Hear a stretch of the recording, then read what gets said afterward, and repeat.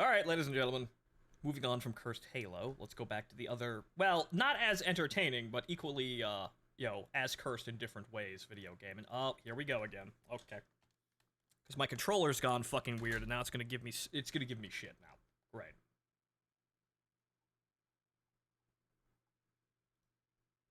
There's something very strange about it. It likes to just keep, like, going up. Even when I've disconnected the controller. A Grand Prix show hours before I have to go to work. Yeah, that was our pre-show for today, Cursed Halo. I'm glad you enjoyed it, stranger. Let's see here, though. If I can actually... No, I can't, because it's still doing this stupid fucking... The only way I know how to fix this is actually restarting my computer, which is awful. It just wants to keep going up. That's annoying. Damn. Alright, well, hang on here. I think I've got to restart my computer to actually get around this, because it's now actually... I don't have a desktop icon for War Thunder, and so it's going to be kind of difficult to find now. So, hang on here. Oh, there we go. Oh, no. Oh, no. As you can see, you might be able... Well, just... There's nothing revealing about this, but... Oh, it stopped. Never mind. It's just... Oh, there it is. Hang on. I got it. Never mind. But as you can... I'm gonna click it, it's go... Yeah, okay, I'm gonna click it, it's gonna go away, never mind. But it's, like, I hit the search in the taskbar, and it just constantly scrolls up to the top of the search listings, and then it goes back to the bottom and it scrolls right, auto scrolls back up over and over and over again, and I can't do anything about it. Doesn't affect any games, but it obviously, as you can tell, it makes using Windows kind of hard. Right? Okay. Yes, now we're going to go play War Thunder Landships in potato mode, because that's meta compliant. Right? Let me get out of Discord, too. Right, so, it's meta-compliant, isn't it? Right? You're playing the game and, destroying all forms of, the game's visuals in order to be even more competitive? Right? That's meta-compliant, right? That's the video game we all want to play. Those are the things that we totally want the game to revolve around, rather than anything to do with the game itself, right?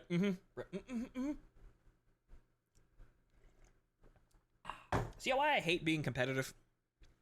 It causes horrible things to happen. It just makes things not fun. All for the idea that winning ultimately will be more fun than anything else. And that's just... Sir, that's just burning literally everything for something that may not even be worth it. But what do I know? I'm a normal man with a like of context and theatrics in a Fortnite-y Amogus world where gameplay and short attention spans are running amok. I suppose gameplay itself isn't that guilty, but short attention spans is definitely not really helping. But anyway, War Thunder. Right, okay. We're not going to do anything fucking complicated today. I was putzing around in the FIV, but I don't have any of my controls set up properly again. But, so... As I have seen that, look, I haven't gotten the T-28, which is probably a pretty good follow-on vehicle for all of these. But what we're gonna do is we're gonna stop over here. We're gonna grab we're gonna grab the I-15 BIS, because that actually might be an extremely good fighter in this situation if we need to use one. Okay, the gas. I don't really need the AA if I'm playing a fighter. It also has rockets. RSO. Okay, TNT, 5 kilograms. Oh, semi-armor armor-piercing AP. Yeah, no. These are horribly inaccurate, but they might actually work out to killing things, but okay. Landships.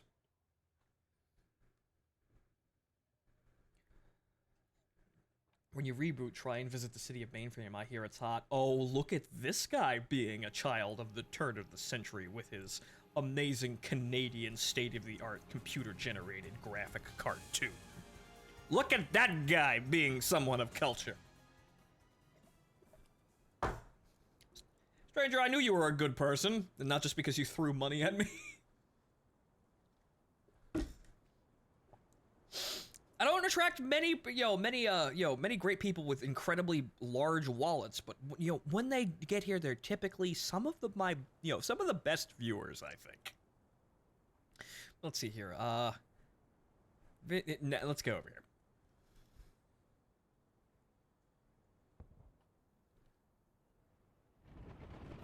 But yes, potato vision. Because meta-compliancy ruins everything. But, enough complaining. Tanks. I've complained for the vast majority of the stream beforehand. Really, with War Thunder, so let's not do that. Because this is actually entertaining for what it is. It's vapid, it's low substance. It's fun, though. You don't get anything really out of it in terms of, just the game itself, but it's entertaining, which is, in itself, actually kind of difficult for War Thunder to do half the time. Right?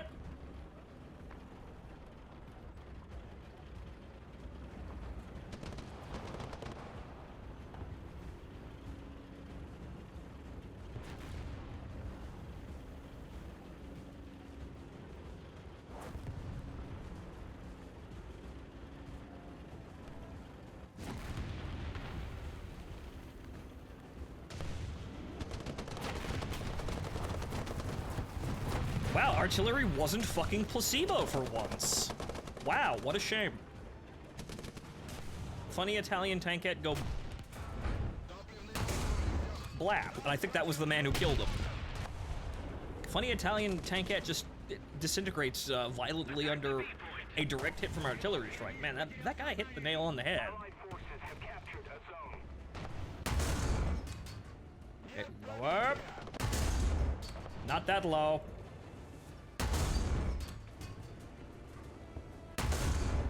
God damn it. I fired over it once, and all of a sudden the rock is just always in my way. God damn it.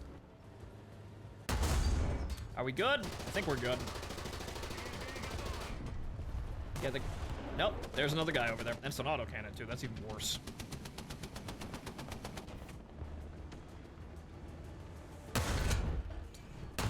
Well, that's 3 tanks up there. That's just not good. That's all sorts of not good. We need to get the fuck out of that guy's line of fire. Good lord. Alright, who the fuck's down here capping this point? Who? What? Oh. Well, hello there. Uh-oh. Oh god. Sturmpanzer. Oh! You saw me, I fired. Yeah, unfortunately, huge-ass blap guns will kill you dead. What a shame.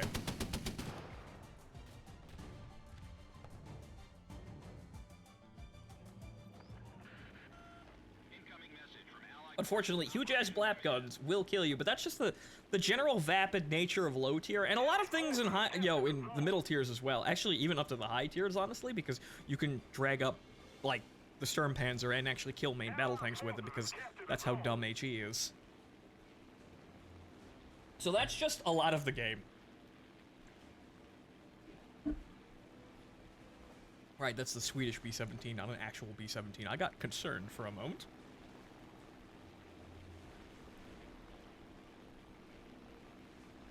Okay, so I think my rocket key is actually 4, I think? Ah, there's some planes down there. We are unfortunately not winning the ground battle. That's a problem. We no longer have the advantage. Wow. Okay then, I guess I won't be needing to... Ooh, hello. Hello. It is 4, okay. Oh, damn it. Alert. You were supposed to die. Damn. Well, I suppose I could kill the Sturmpanzer. I actually could kill the Sturmpanzer just shooting the crew compartment. Actually, 2 guys are already dead.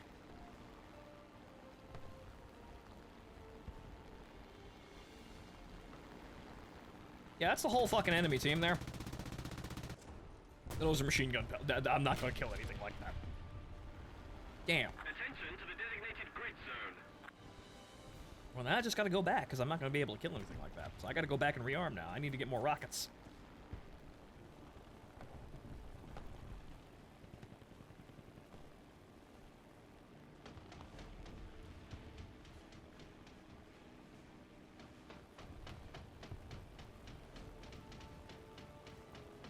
Although...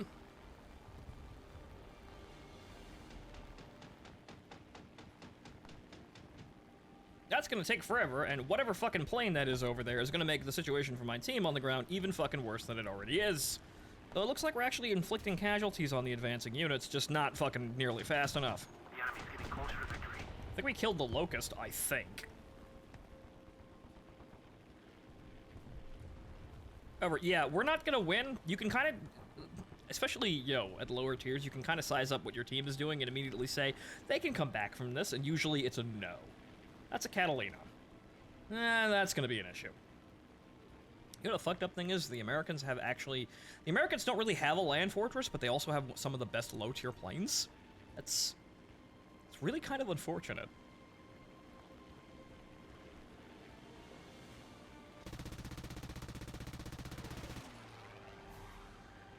Wow, that guy's just completely fucking ignoring me.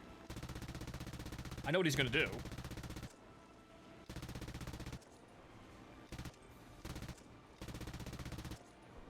I must stop him!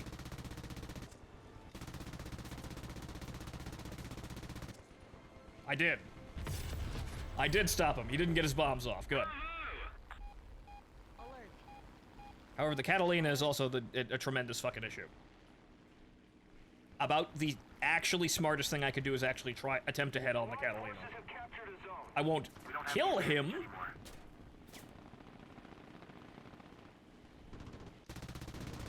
You fool, you should have rammed him. The enemy threat level has dropped off even more. Okay, they lost a gunner. This is a bad idea.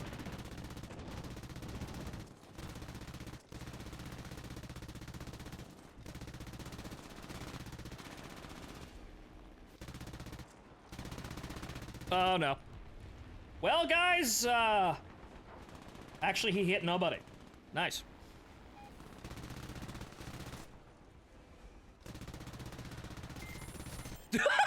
Bump. Wow, I didn't even kill him. What the fuck, man?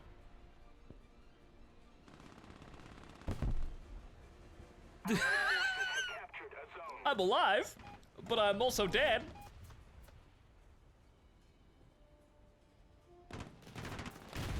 Sir, joke's on you. I'm already fucking dead. I might actually have the oomph to kill you, though. Yeah. Yeah, I fucking smarted you real goddamn good, P400.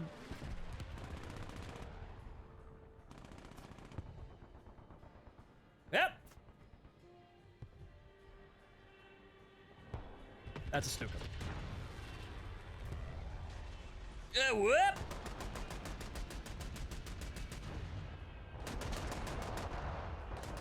Well, I guess it's good that I landed here because I'm gonna get out and get it back in a fucking tank now. Just, alright, back into the armored core. The enemy is winning. We've got to counterattack. Our team seems to be actually trying to push back here, but I don't think they're going to. We could still try, though. Prepare to engage.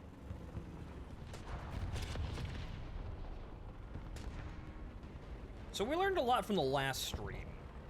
Whereas, you know, what to do. We want, you know, air superiority is actually incredibly important. The enemy has most of the strategic zones.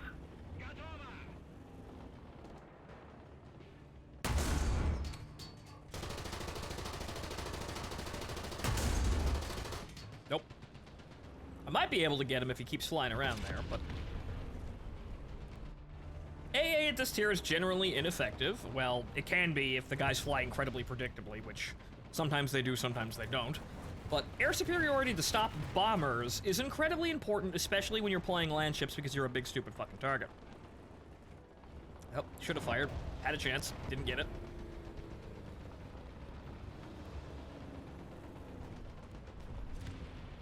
Let's get on the fucking point instead of wasting more time, though.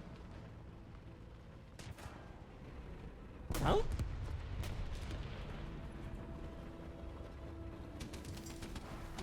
Oh.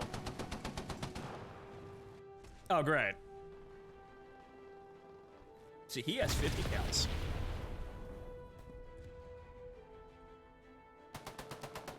Unfortunately, even if you turn off everything, you still have to worry about the fact that you can confuse enemies with wrecks. There was once a very, very old World of Tanks mod that actually turned all the wrecks full bright, so you know that somebody who's dead is a white wreck. Yep, no, I'm getting distracted by planes and dying horribly. Yeah, that's not helping our team.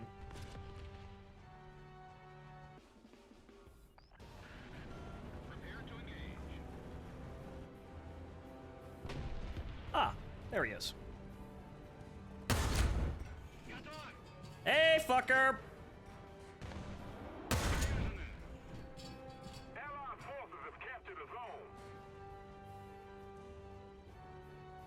Yeah, the enemy team knew, and unfortunately, I ran into a fucking Sturmpanzer.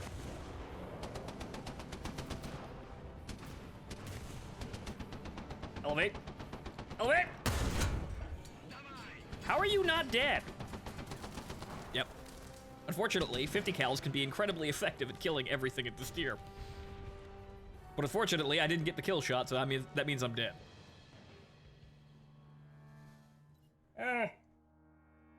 Oh well. Costs nothing to die. Possibilities are big with every single game. This is just endless, a simple endless stream of events that you can win really, really big on. It's just that not every time you're gonna do that. If your team fucks up and dies, well, that makes the situation even worse.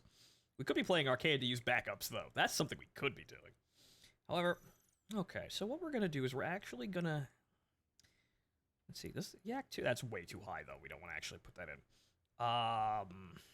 You see, the thing is, we don't actually have anything with a cannon to utilize it. The Hampton would be funny, but that doesn't actually have a cannon. So, the thing is, what we'd want is a cannon strafing plane, but we don't actually really have anything like that. Though, an effective fighter we could throw in here is the iShack, because that's Shakaz.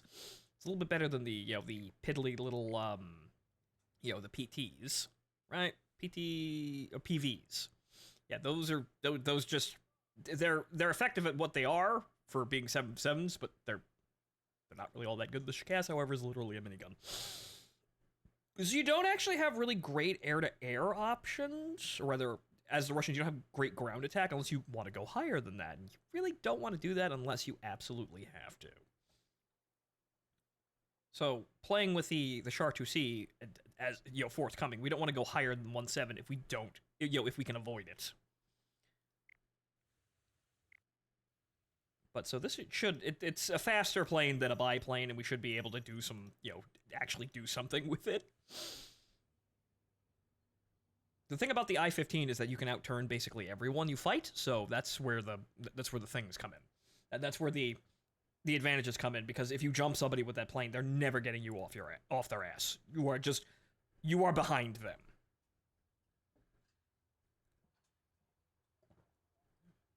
You can run away in some ways, but not all the time.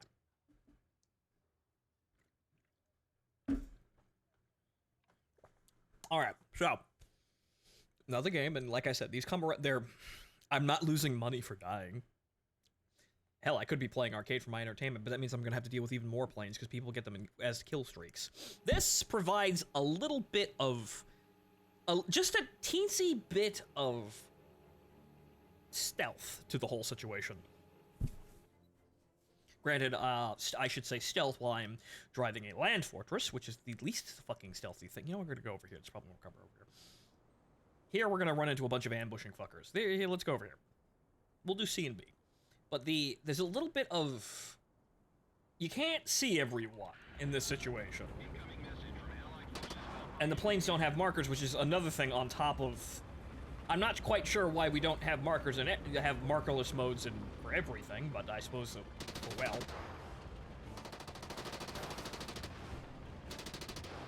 adds a little bit of variance, but the problem is that, well, in the end, if it's an absolute, it causes, well, some problems, but if it's finicky like it is in realistic battle, where some people can see people, and some people can't, and then you can see someone, and then the game decides, no, you can't, then you got some issues. Radar would be more useful in that case, but realistic battle is just a mess. But again, no complaining. We got a whole shitload of complaining out the last stream. Let's not do that again. But this provides a little bit of wiggle room, because not everyone can immediately see each other.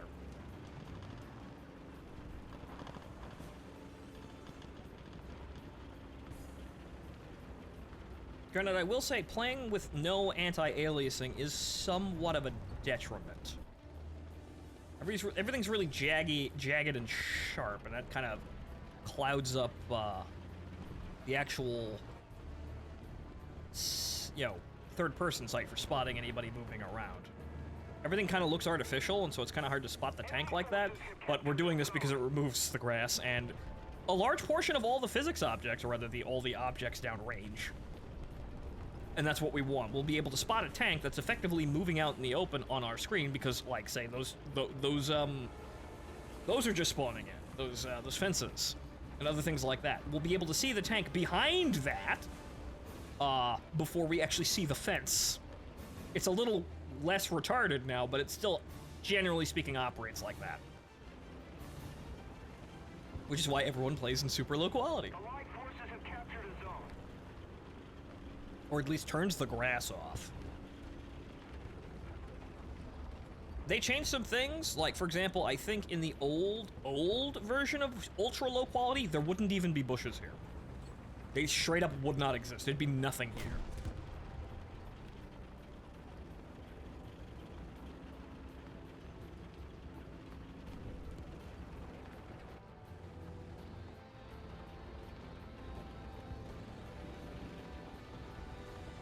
Allied forces have captured a zone. Okay, so T-70, you gonna do anything?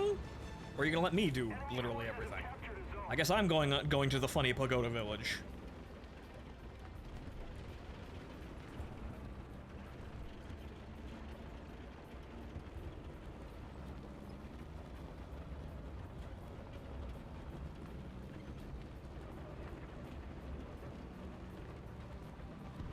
I don't seize no tank. That would be this would be the general arc of where they are, but they could have drove around that side, but I think we're alone.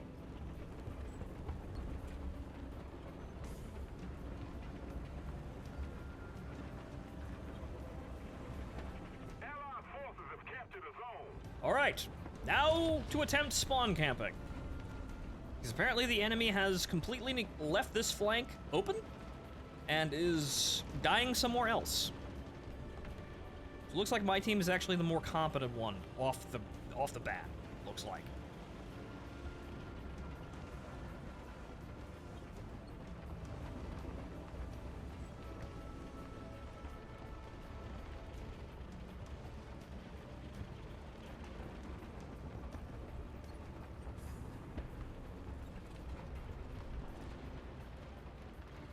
Yeah, hiding in the grass that everyone turned off. Yep. Don't you know that actually trying to enjoy the visuals of a game is actually a detriment to your ability to be good at it, right? That's what I mean by this stupid skill-based shit. Aha! There are the enemy. Well, hello. Goodbye. See, there's probably grass all over that hill. The guy probably couldn't see the top of my silhouette as I actually came over the hill. He had no idea I was here. But that's what happens when you get really, really skill-based. You actually can't have nice things like that. You can't have pretty pictures or nice effects. They get in the way, cause performance issues, and make you a suboptimal player. So you just turn all of that shit off. At the end of the day, in order to play a game's mechanics optimally, you don't really need to see anything. You just need to see a bunch of ones and zeros and values in front of you. Like this could be not even a tank. It could be, well, hello. See? That guy probably would have blended in with the rocks better if I had my graphics turned up, but now not so much.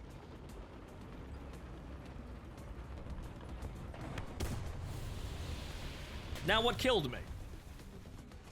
Ah, the guy way the fuck up there. With another 76mm blap cannon, which set off the ammo for once. Oh, well, we've got the, actually, hey, look, I have a backup. I do have, wow, okay, you can use backups in RB. I didn't actually know that. I should probably buy more backups. Actually, no. No, I won't. I will save the backups for the Char 2C. That's what I will buy backups for. Because I know I have a bunch of universal backups that I don't use because who the fuck uses those? Now I have a reason.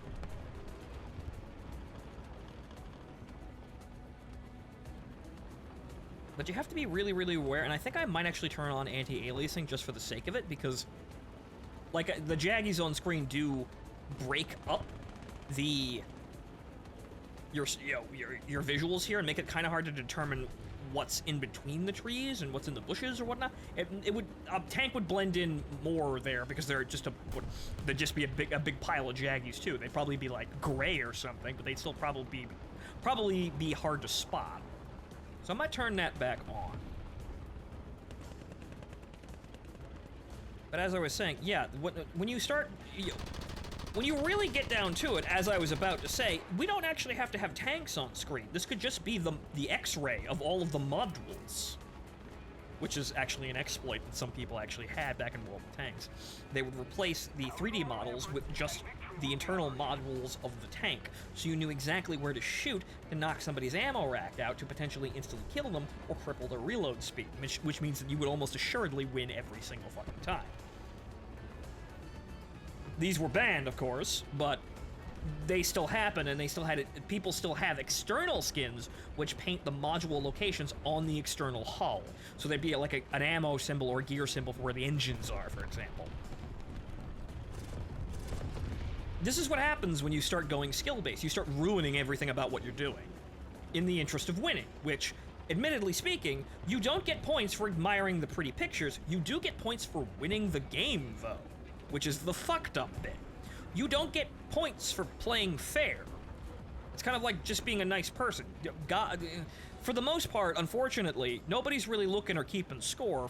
You might say that karma exists, but there's plenty of evidence that karma doesn't exist at all. That's an entirely different argument. But when I'm doing what I'm supposed to be doing and being a normal player, I'm not really getting rewards for that because I'm just showing up and doing my job, right? Or rather, doing the thing I'm supposed to do. But when I play like an asshole, and do things that aren't actually fair, I get to win. So that means I get more rewards than a person who's playing. You would think that, oh, well, if somebody saw me doing that, they'd call me an asshole, and that would be a net detriment to that. But typically, no, honestly. Nobody really cares. This shit's been going on for nearly a decade now. People bitch, whine, and complain at people playing with grass off, but in the end, those people are winning and making more progress and having better games. No one's gonna stop them. The developers haven't stopped them. The people who play with grass on are just handicapping themselves to feel better about it. They go, oh, I'm better than those people. But unfortunately, you don't get any fucking points, which is my point. Well, unfortunately, while I was sitting there meandering around trying to get rid of that one guy, we lost all of the control points. Whoops. But therein lies the problem with competitive games. At least when we're playing cooperative, everyone's an asshole for the betterment of the entire team, for example. At least I didn't get bombed by a Stuka, though. I blended in with the fucking environments.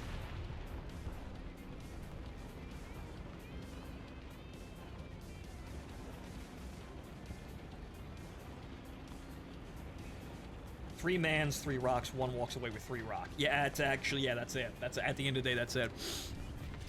2 men enter, 1 man leaves victorious. Doesn't really matter at the end of the day what he did to do that, because those ramifications aren't part of the original problem, or the original situation or challenge. The objective was get the other guy's rock. You did. And that's it. Most people would throw the obvious thing, oh, well, there's more to life than winning. Not when you're playing competitive video gaming, because that's the only thing there is. It is the only thing there is. Attention to the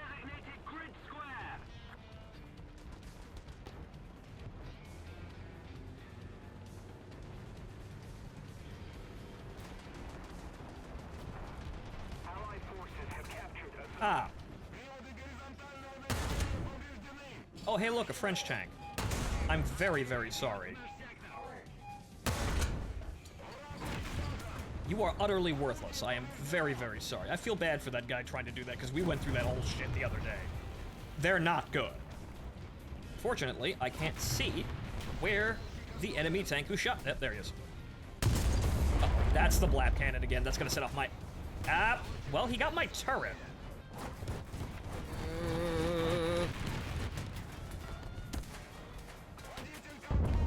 Ah, goddammit, I'm still off center. That's not good. Yeah, nah.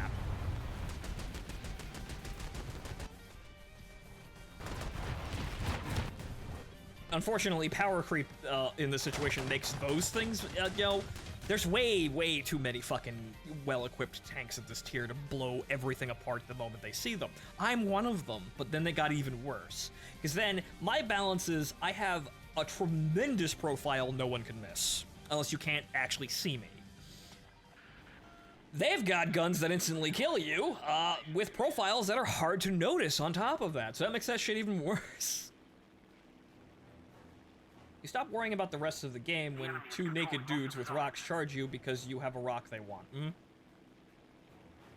Granted, that's, you know, normal in a situation where things can become competitive, but unfortunately, the game, you are, in a way, even if you win an engagement, because people are playing competitively, you had to engage in that fight.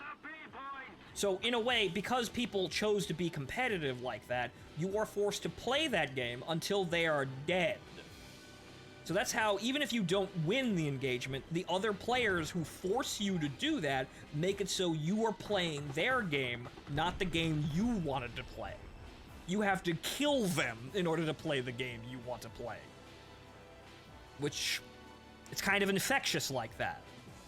That's why you say, oh, well, you don't have to be competitive. You could just do whatever, and you know, you don't actually have to subscribe to any of that. And yeah, okay, if you're okay with losing every 5 fucking seconds and not actually doing anything, but then again, because it's a contest and there is a winning and losing at all, means that you're already playing that stupid game. And there's no other game to play in this situation because it is a competitive engagement.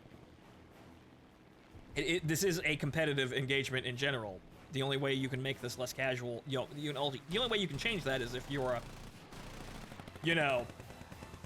if everyone's okay with, if everyone's playing less optimally. But you're always going to run into someone playing more optimally, and the mistake is not actually meeting that person halfway. There's not a whole lot of people who enjoy losing whilst they play stupidly, because there's really not a whole lot of things in this game that are actually fun to lose in. Or anything, honestly. That's the sad bit. There's nothing actually fun to lose in this game for more than, like, one time.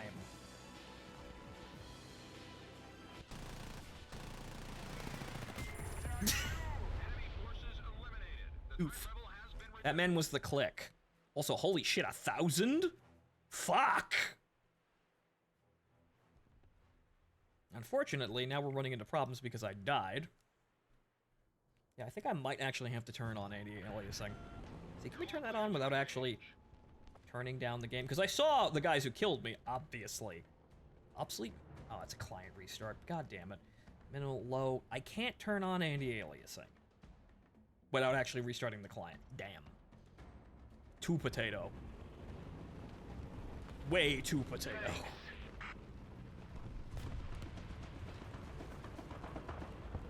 But that's just casual things with all forms of competitive video gaming, and then, yeah, one of these days we're gonna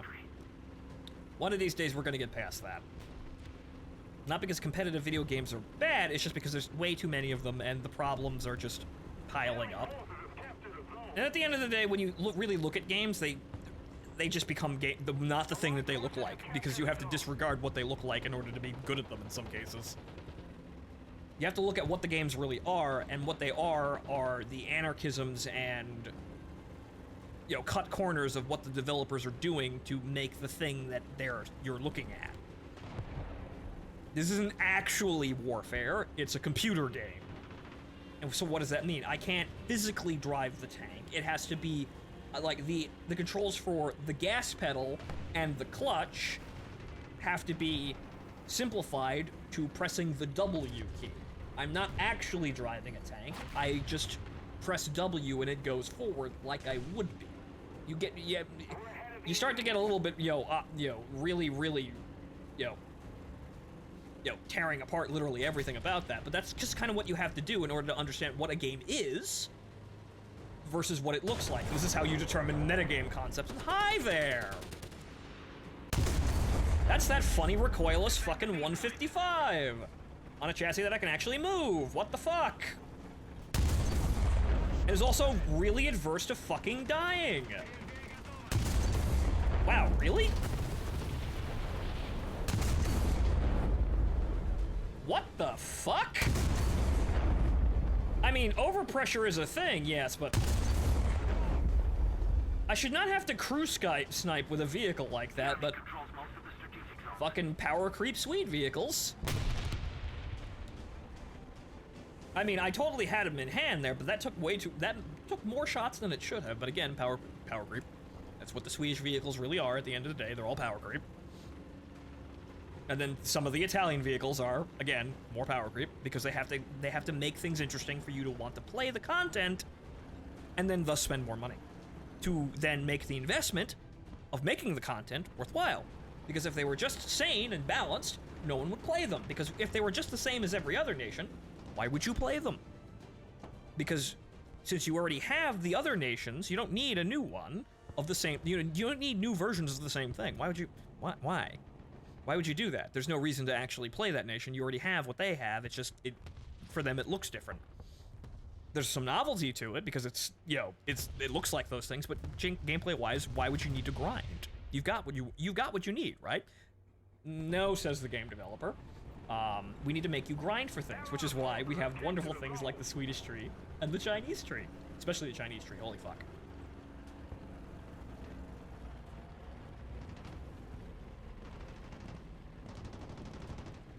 Strictly speaking, has China provided really any notable developments in any capacity?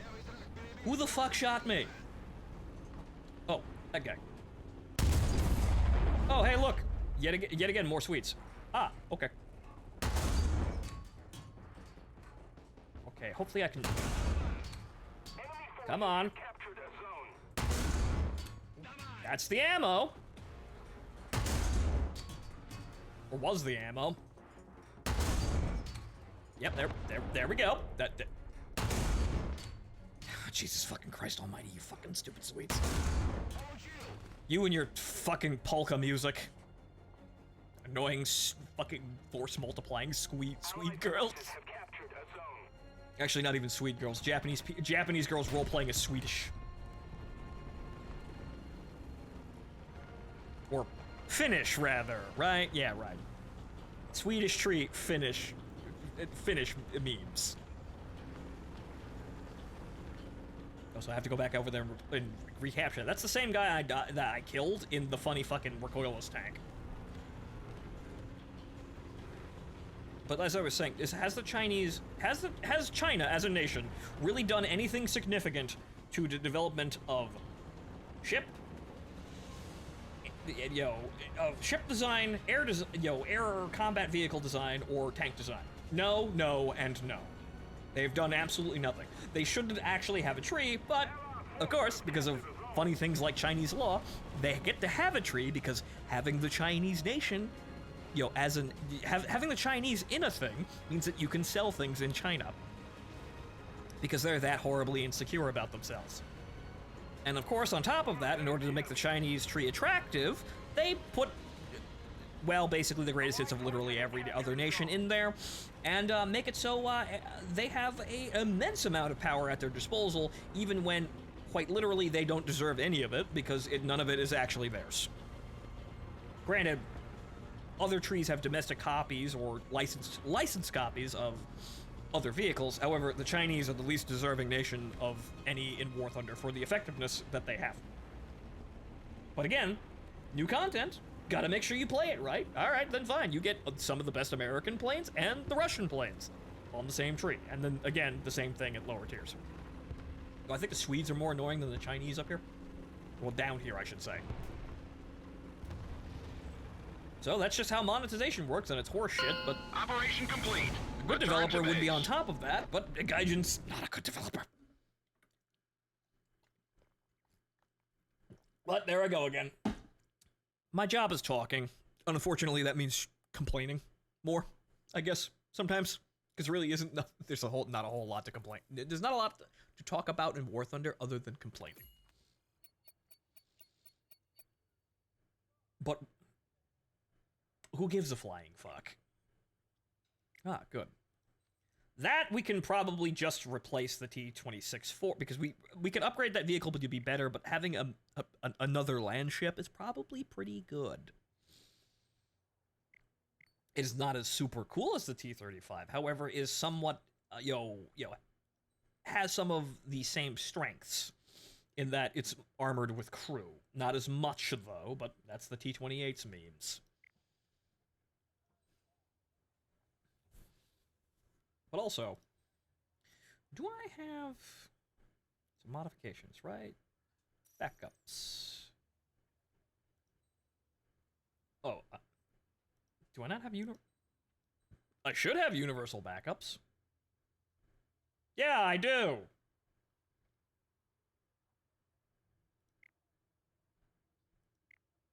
Okay, that's planes, and that's... Yeah, there you go. I have the universal I guess I just use them. I don't buy them, I just use them. Okay.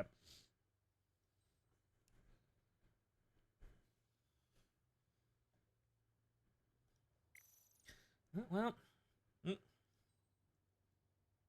Casual laments about, well, things that I can't really do anything about, and on top of that, most people have just completely ignored for the benefits of doing so, right? Just walk over it and then, accepting this is so worth the, the ends there. The means of getting to the ends are always, in this case, worth losing some, quality to it. No. Unfortunately, this entire game is just a receptacle for content that, on a system that really could go somewhere, or could have gone somewhere, I should say. I've been here for damn near 10 years. Could have gone somewhere, chose not to, chose to keep the same underlying systems, even when they added new underlying systems, basically chose to keep them more or less exactly the same, and just dump content on top of that, rather than curating and manicuring and keeping things, managing the core systems that the content is being added onto. This is how the game fucking works. That's how you get power creep. When they just want to make a sale or get someone interested in something, and then you wind up with the need to make things interesting, which makes them more powerful than or incomparable to other things. You wanted comparable but balanced because that keeps things interesting because it's different, but you don't want more powerful than and incomparable. Because then you just get shit that shouldn't be where it is, fighting things it shouldn't be fighting. Again, probably the greatest example of this is the post-war pasta truck that the Italians get, which is a post-World War II, actually it's an American vehicle. I think it's made after the Commando armored car, if I remember correctly, which is an American vehicle, which is placed with post-war ammunition to fight World War II vehicles. Why? Fuck you. Because it's interesting, and people, oh, well, everyone will want to play it, but what about those World War II battles that we were fighting in these World War II vehicles? I seize him, but I can't kills him. And also the team member now in my way. There we go. I thought he was dead, but apparently he wasn't. I did need to fire that shot. Whoops. I knew there was some guy moving around there, but I couldn't actually see him.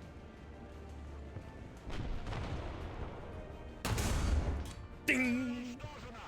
Wrong hallway.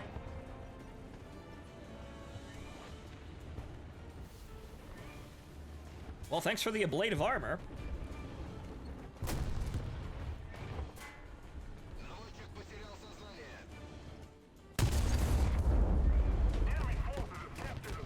Come on, raise the... Why are you aiming over there? Oh, right. So I have to... Right, there's a limit to actually how you do that. You really actually have to aim directly at a target and hope the gun convergence gets you there. Because you can't really aim too far off bore, or the shots just don't hit. Come on, try it again. We're actually in a fucking engagement now.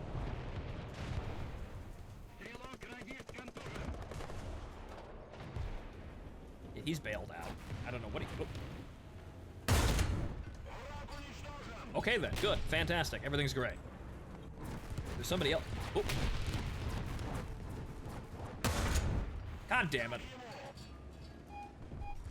Not good, he's still alive.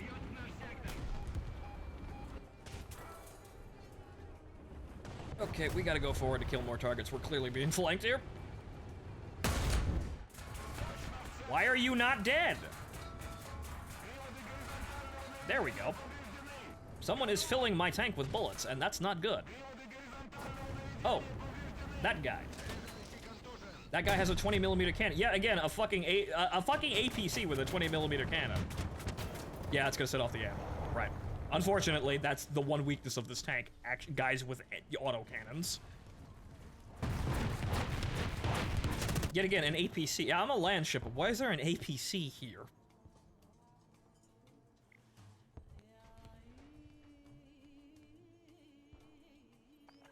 Also, I took too much ammo.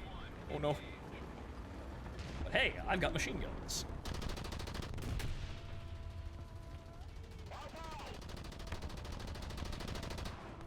Machine guns that fail to hit anything. Thank you very much. Most of the zones are under enemy's control. But again, I could complain about this shit until the cows come home, but I should really actually honor that. You know, that assessment of stopping with the complainings. Rather than just finding a new way to circle back into that argument. I could do it all night, but oh well.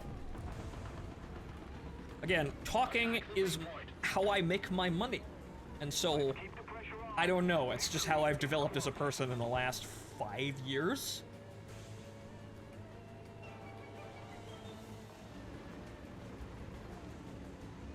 I wasn't this talkative before, honestly. Really wasn't. Kind of the whole streaming gig. That's what did it. Oh, great, it's Hans. Oh, good. Hans Rudel is now dead. Thank you. Oh, great. And while I was dealing with that, some jackass drove up right next to me and blew my tank to smithereens because it took too much ammo. Okay. That's what happens when you take way too much fucking ammo in your tank. Don't actually do that. Leading cause of death. Actually full ammo racks.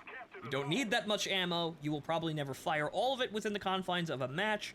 Honestly, you will probably, even if you started and fired most tanks, even if you started at the beginning of the match, holding down the mouse 1 button, and waited through the entire duration of entire duration of the average match, or even the total duration of a match can be, you will probably not empty your ammunition rack completely. And then you have to ask yourself, what was the point of all that ammunition if I can't possibly fire it all? There is no point.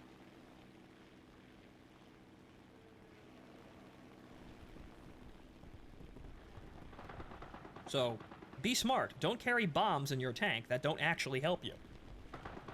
This is why my T-35 tends to survive very long, is because I only take like 30 rounds for the main gun, and, about the same for the 45s. There's very little ammo to go boom, but it's still plenty of ammo to actually win.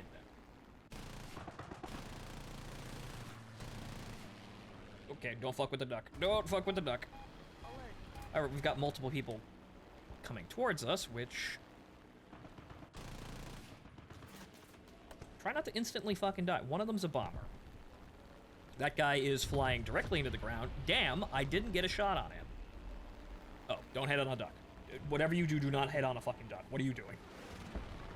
What are you doing with your life if you head on a duck? A little more effort and victory will be ours.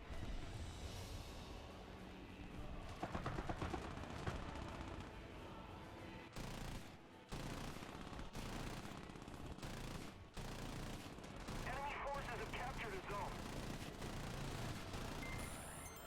The enemy threat level is down. Continue to engage. Oh, he's still durable. Go him. The I-15 can stay on him better than I can, because I've got the... I chose speed rather than just standing behind an enemy. A little better armament, too. So I can chase this fucker down. Still got plenty of rounds. The Allied forces have captured a zone. Sure, you want to be... You sure you want to be making those dramatic movements there? That's,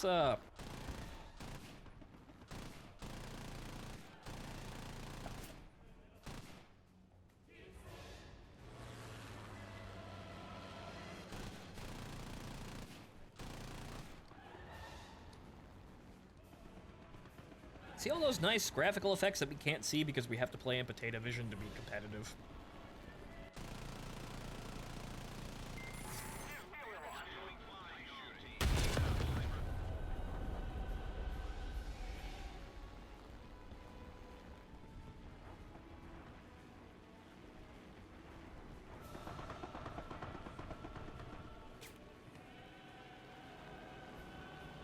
It would appear that we've got air superiority well in hand here.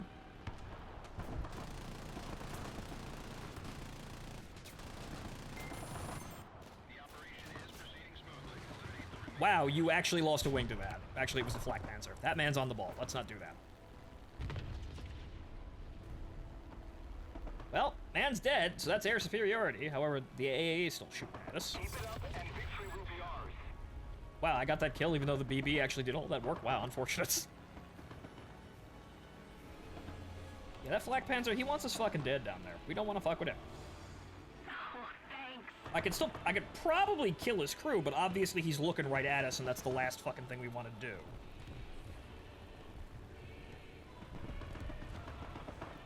Yeah, he's still trying.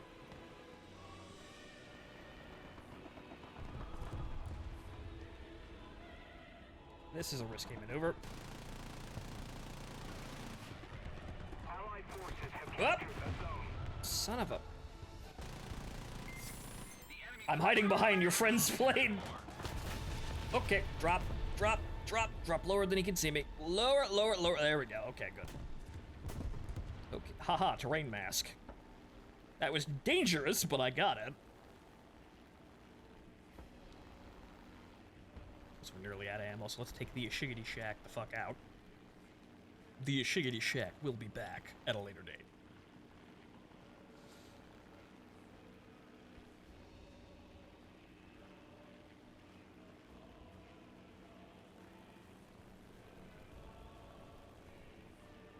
So it seems like I have a future in air superiority.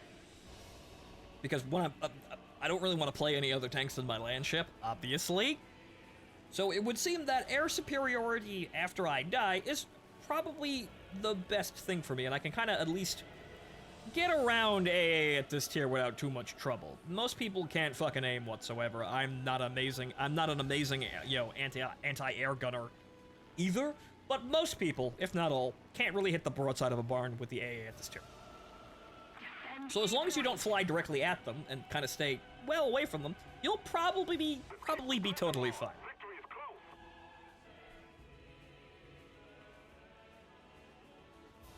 close. My team didn't need me down there anyway, and it's good that I got rid of the planes before they could rearm. Granted, I probably didn't stop that Stuka from actually killing anyone, but I made it so that he only got one strike, and that's it.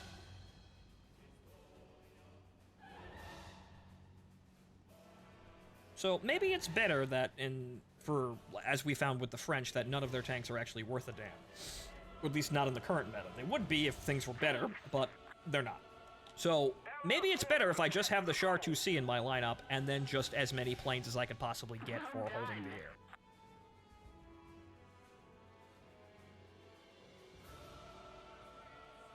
And if I want to do close air support, I play the Independent and get a Hampton and drop 1,000-pound bombs on people's heads.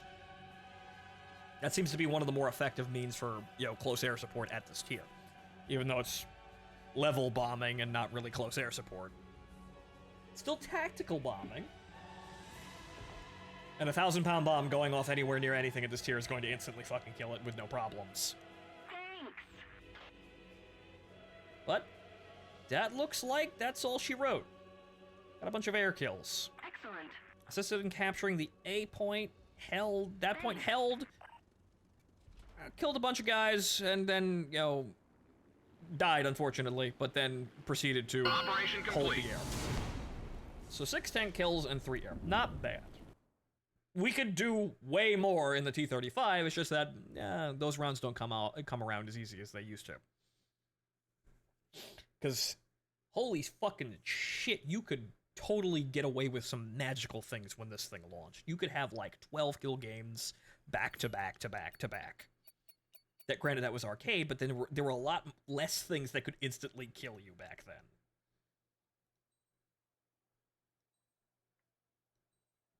But considering we're probably going to be playing arcade, at least for the first part, let's hop over to arcade. We're playing ground realistic, but let's hop over to arcade real quick, because the thing about the Char 2C is that the gun being 5 seconds for its reload speed is not final, most likely. So you're going to need to probably place your shots, and if you miss, it's probably going to be extremely fucking painful. Arcade gives you the accurate pipper, so you'll be able to place your shots where you want them every single fucking time with no issues. So let's examine in arcade, just, as a comparison, because I haven't been playing arcade. We're playing realistic more or less for kicks. That's me trying to make something, interesting out of what I'm doing. Realistic speaking, why would you really want to try at all with Landships, other than just getting the most low-substance fun you could possibly get out of this vehicle? That would mean arcade. Why make things difficult in the Landship? It's a seal clubbing vehicle. No one's going to watch you do that. Unfortunately, we don't have any sort of anything for lower tier gameplay. Not like, a fellow Landship enjoyer. But not like we have any really respectable competitive scene in this fucking game, period, honestly, because it's a fucking joke. But there really, in these games, unfortunately, is no, like, enthusiasm. Well, there is enthusiasm. There's probably people who like interwar stuff, but there's no, like, supported enthusiasm for lower tiers or interwar designs being a competitive area. That just doesn't exist. Why would you make level 1 the competitive scene? Why do that? It also doesn't benefit Gaijin as well, because if you stop at level 1, you don't want to grind for anything else, and they make less money per person then. Because the whole thing is you have to go up the tiers and suffer through the grind in order to have the pain of grinding do its job, which is make you spend money. They create a system, it's basically a pain box, where you might get a reward that you want, but the idea is that in doing so, they inflict artificial stress and pain on you, and their solution for that, the solution to the problem that they created is pay them money to make the pain box less painful. I'd like to... God damn it. Wow, really? Wow, that guy got an immensely lucky shot. But see, therein lies the thing. Everyone gets the lead pipper, meaning that hitting you is very easy. Also, I hate this fucking map. Rogel Darn's Magic Pain Glove? In a sense, yes. It is essentially, it's the grand old capitalist situation of giving you an incentive and then creating a problem, and then, rather than fixing the problem, giving you an incentive over that problem as a band-aid. Not fixing the problem, but basically making you spend money and then giving you a problem with the money you have already spent and then selling you further solutions to the problem rather than fixing the problem. Not actually fixing it, but alleviating the problem and thus getting more money out of you. Grand old capitalism. But again, that's just the whole monetization scheme of this game. Give you something you want, or make it look cool and flashy so you want it. Say that it will require investment. Person agrees to this investment. Oh, well, that doesn't look too bad. And then you inflict as much pain and misfortune on that person as they try to put that investment in. And then, as the person goes, oh, wow, this is really fucking annoying, man. Wow, this isn't really what I wanted. Actually, this hurts. It's actually just awful. Wow, I don't really think the investment is worthwhile anymore. But then you immediately show up and go, hey, I've got something to alleviate the problem. Not fix the problem, even though I have total control over it. Bombs. I'm not dead. Wow. I actually managed to... Those bombs have like a fucking 8-second timer. But not fix the problem, though you created the problem and you are totally capable of fixing the problem, just like Gaijin could, totally, if they wanted to. If they wanted to, they could readjust the grind so that it is not painful and annoying to get anything. But since that's part of the scheme there, they don't do that. What they do is we will allow you to situationally skip the grind if you pay us a fee. So they attach a solution to the problem that they have created by tacking on extra fees. And that's just how the whole fucking game works. So people complain that, you know, War Thunder isn't really that great, it's kind of painful, the grind sucks. The grind is supposed to suck. The grind is supposed to suck so that you actually buy things to make the grind go away. And that's how War Thunder stays in business. But the thing is, unfortunately, this means that you are, as a developer, not only working against the player, but kind of maliciously so. For example, a developer has to design a game that puts the player in a certain position of disadvantage to induce challenge, for example, or variety. However, this sort of thing takes it even further and effectively gives you something that, you know, it advertises something and then puts the player in a situation of disadvantage and discomfort in order to elicit money. Not challenge or to make some sort of artistic point or, God help you, actually it be fun. It is entirely to elicit you to pay money.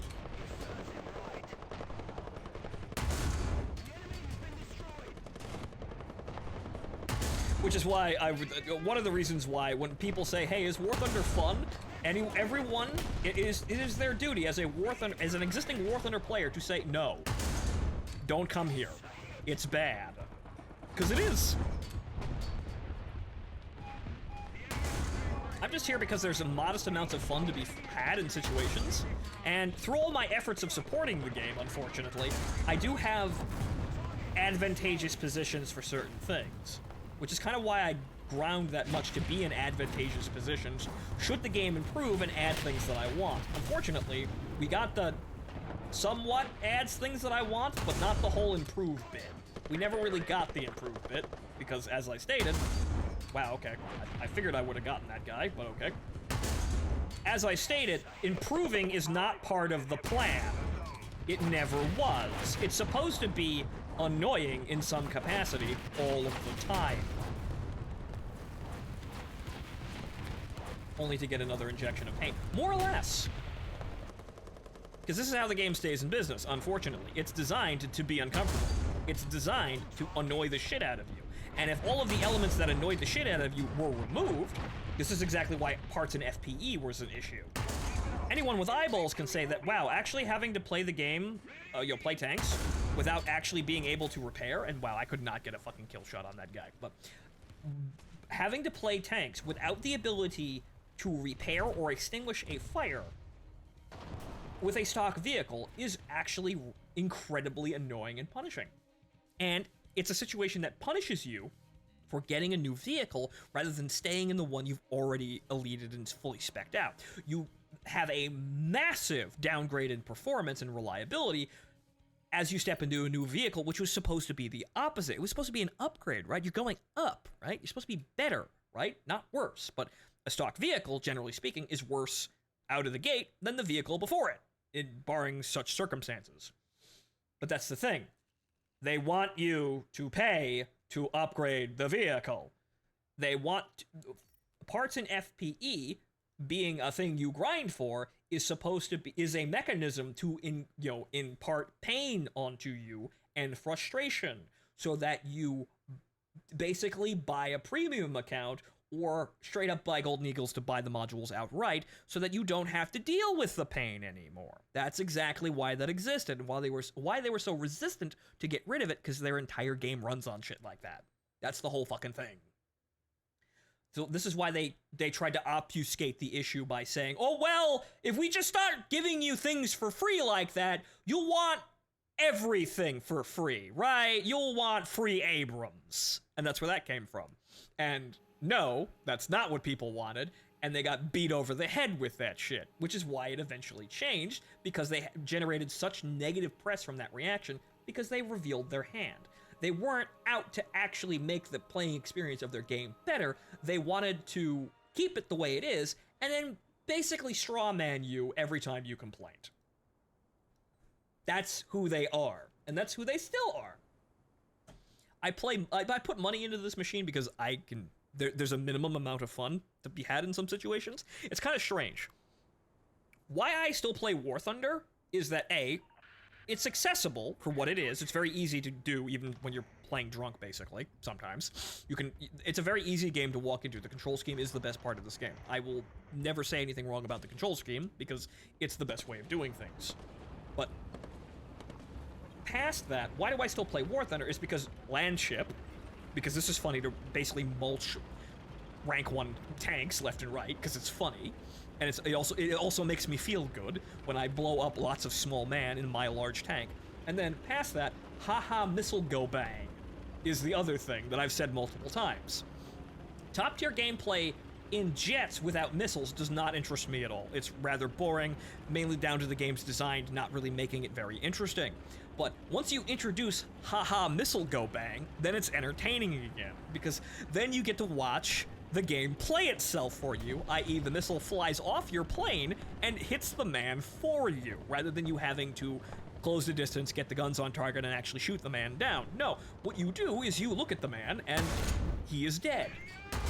Quite like this, currently.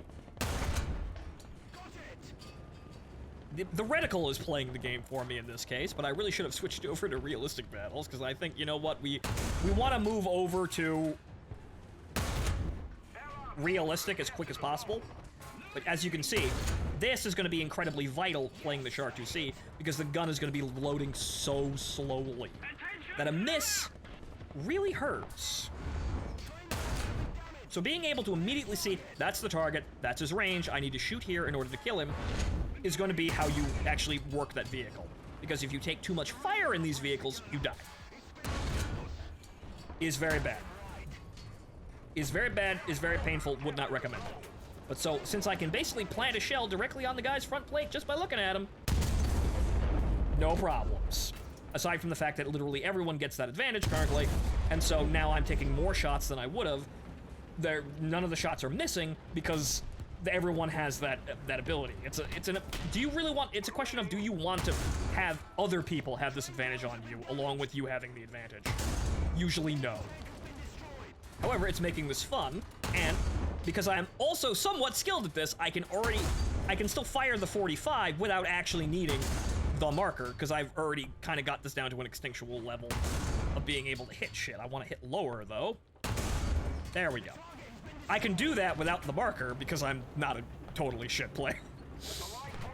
It helps for the 70s, the 76, which has a different velocity. I keep shooting my turret.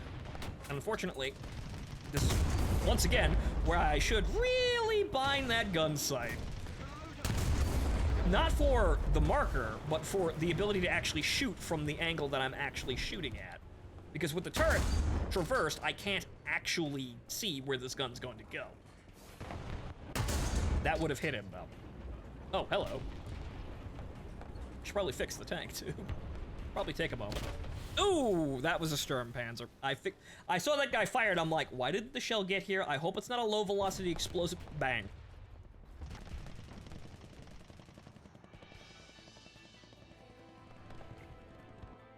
Oh, wait. I'm doing it again. No, you don't need those. All you need is the APHE. You probably don't need more than 30 rounds.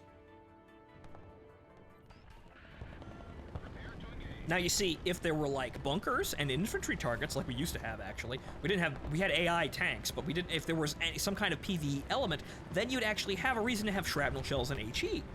If you're not actually a huge lap gun, then you want to fire HE, obviously, because then you blow the tank up rather than penetrating the armor.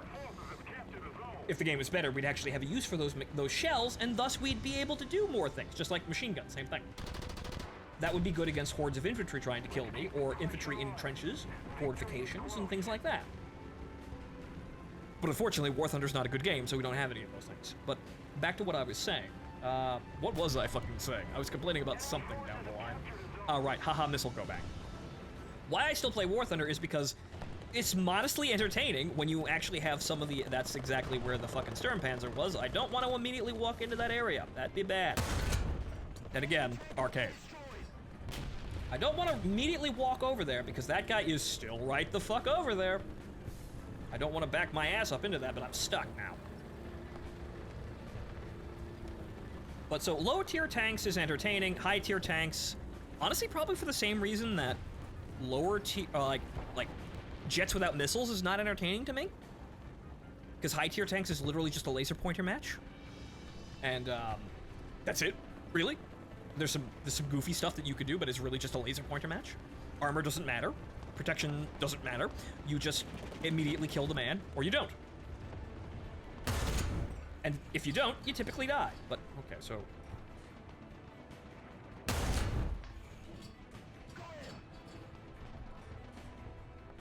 He's running, and he's dead. You see, I'm shooting through objects, too. That man was even more fucked. But that shit, that's why you would want to play the Chartreuse in arcade, when it drops anyway. Because you're gonna need to know, what's the drop of that gun? Because I'm gonna be reloading for a long-ass time if I happen to miss.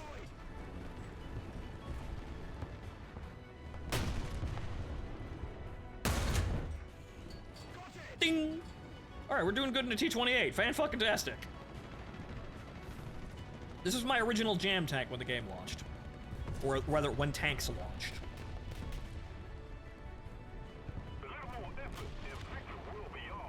As you might have noticed, I have an affinity for goofy interwar designs, and the T-28 is one of them.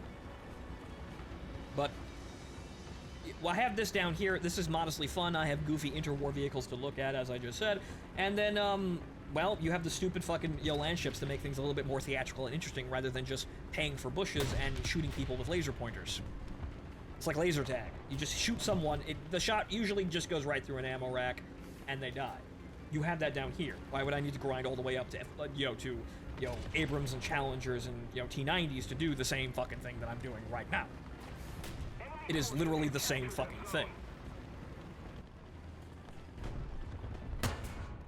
Some things become more interesting when you add sophistication. However, generally speaking, the gameplay is exactly the same as it is right now. And, well, I don't have... Actually, I do. Oh, no, I don't, actually. I don't have flight. Well, there's the parts in there's the FPE. I don't have that. Oh, no!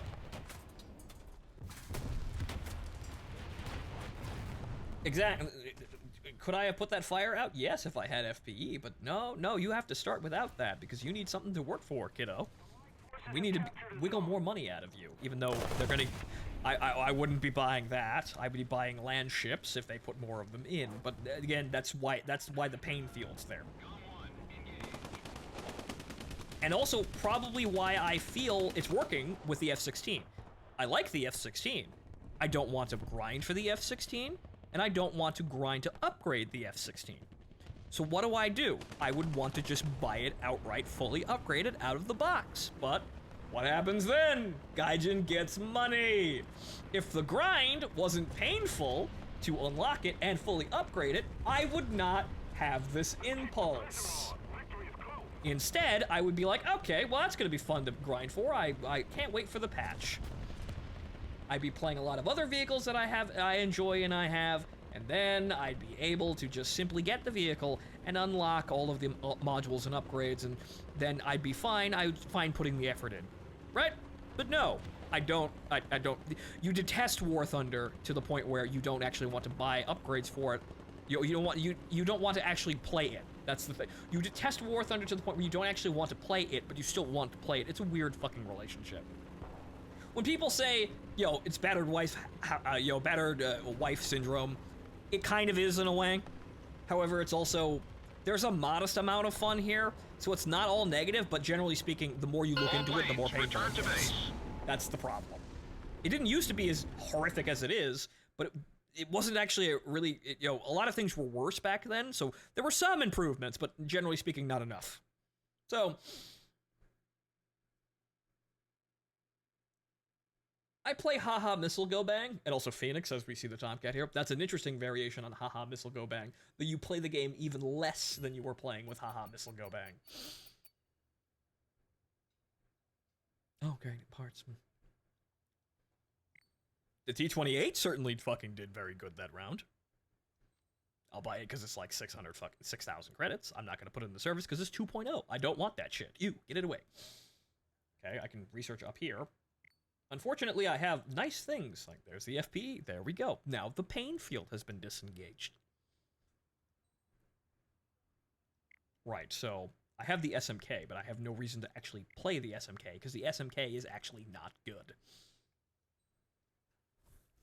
If it was the T-100, the other interwar vehicle aside from the T-35, it'd be down here and would be fun to play. However, it's up at the tier where other normal tanks are A, way more capable, and can just more easily one-shot you. So there's no real reason to play the SMK.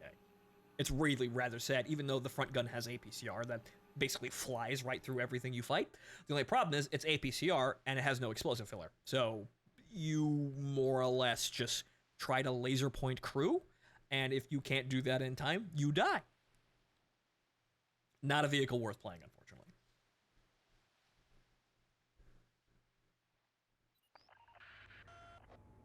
I'm going around in circles, but at least I have more or less what I want out of War Thunder already. It's just that I'd like more, and it really, really would be nice if we took this somewhere, but that's not really part of the game.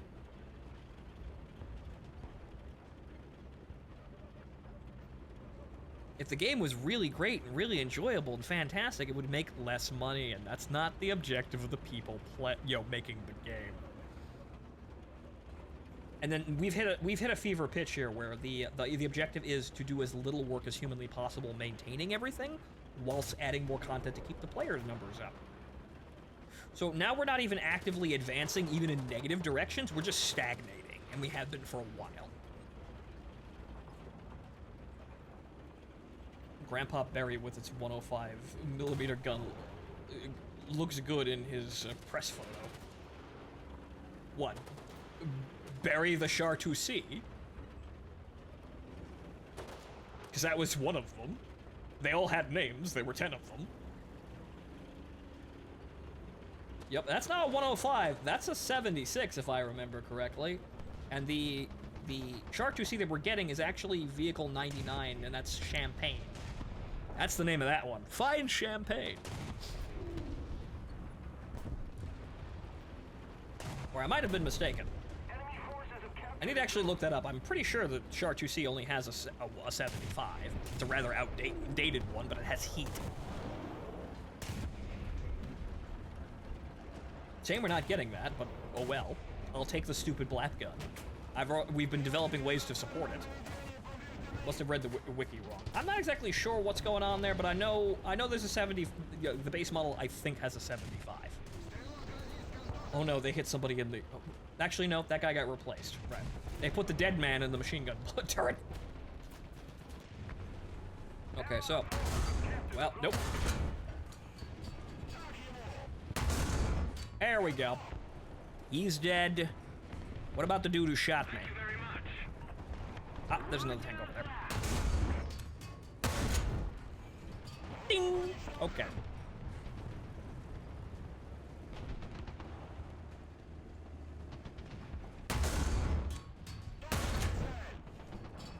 Those are critical hits. Is he dead? No, he's on fire. Nope, higher, higher. There we go. You see, it becomes somewhat instinctual, and that's the scary part, because other people are as good as me or better, and this becomes incredibly difficult to fight. So you really don't want to make the situation any. The funny thing is, lower tier games in War Thunder are vapid as fuck, but you don't want to actually make it more detailed, because then you run into people doing shit like playing optimally with pay for bushes, which fuck that. I did not work for that. So you might as well just stay at lower tiers. In my opinion, anyway. You're right or wrong. The FCM-1A was the prototype with the 105, which is another vehicle we could get, but unfortunately no Landships on the trees. We could have many, many varied and interesting landships. Unfortunately, everyone thinks that's stupid, and no one wants to actually do that. No, we just have vehicles from the interwar being crammed together like this with this Scott here, which is a fucking mid-war vehicle, but I get to see him. He's on my team for right now, but he isn't always there.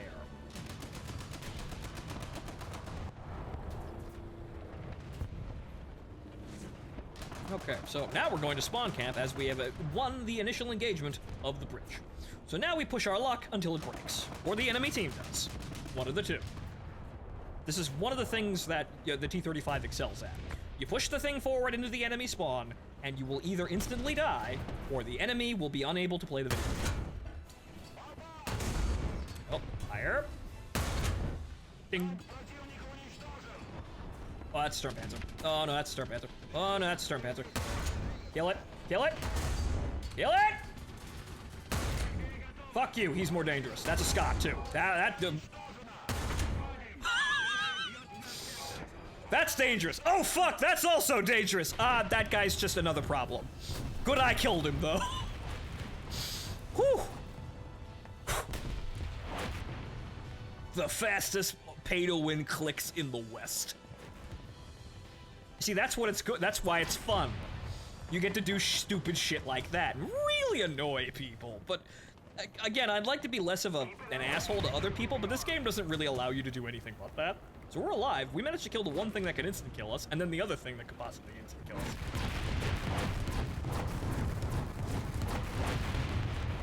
Okay, the placebo strike did not kill us. Fantastic. Artillery's a fucking joke most of the time, up until it actually hits you, and then you've got a problem. Okay, they're coming out of the walls. They're leaking very slowly. There's another one over there. What is he? I just saw him. That's their spawn over there. I'm gonna be looking over this hill. Well, I got some other people working on that situation over there.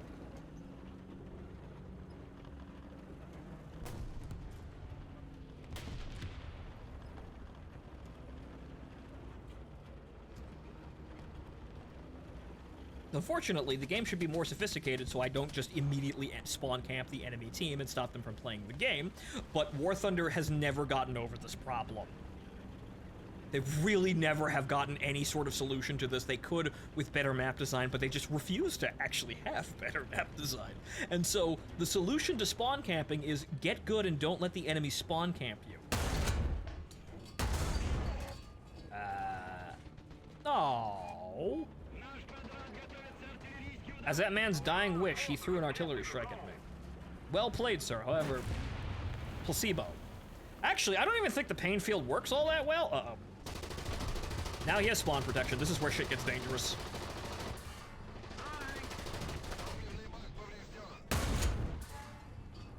That's why it gets dangerous, because I can't hurt him now. But I can. Nope. Yep. Yep. He's using space magic! Now I can hurt him. His magic field has been dispersed. He is now vulnerable to damage. It's like I'm playing Xenosaga or some shit. Wasn't that guy alive just now? That wreck moved. Was that a living guy?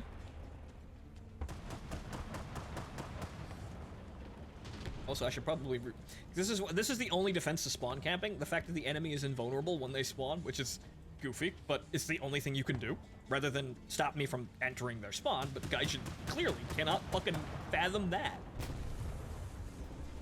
We're gonna give that guy lots of time. We're gonna give that guy lots of time to just get totally just in the game and on our plane of existence.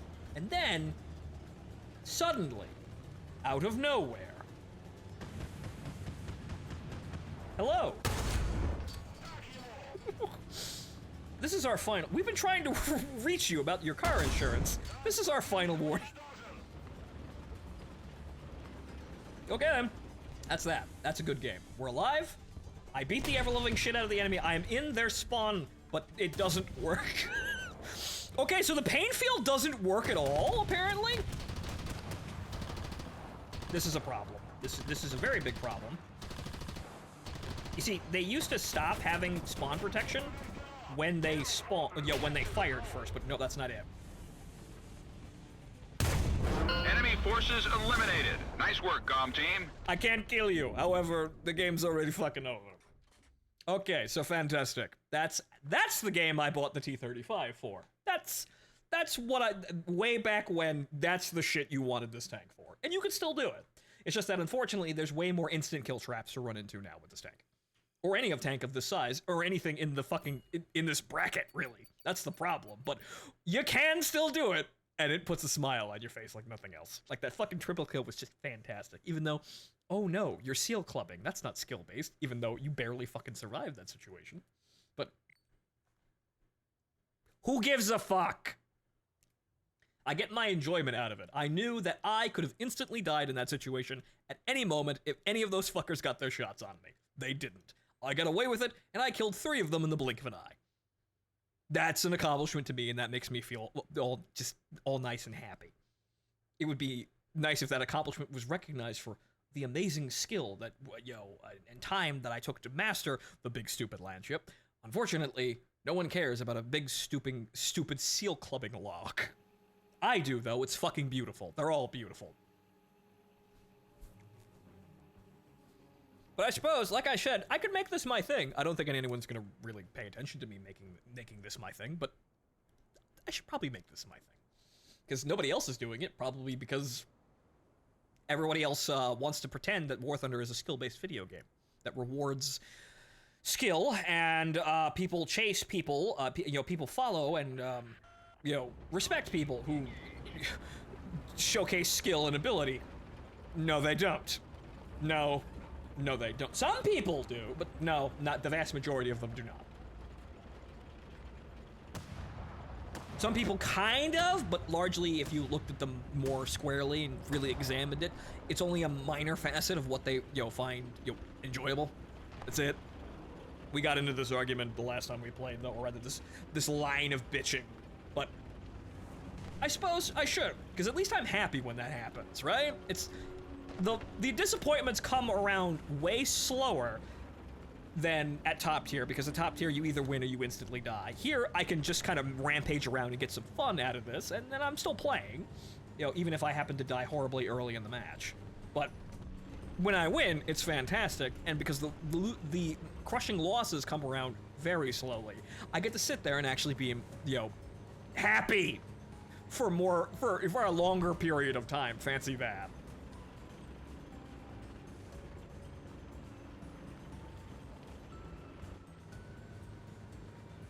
You can only get that rear turret to traverse forward enough to bring 3 guns on someone. Yes, but that's basically the rear arc gun. It does work. It's just that typically speaking, you don't... the enemy's not in front of you. If someone tries to flank you, though, you can surprise... Oh, fuck. No! Min-maxing Swede spotted. Deleted. Again, that's another thing that makes me feel fun, because I know that vehicle is capable of one-hitting me.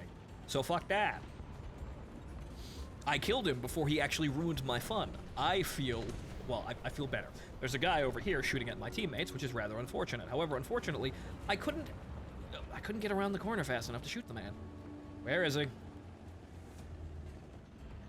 Oh, there he is.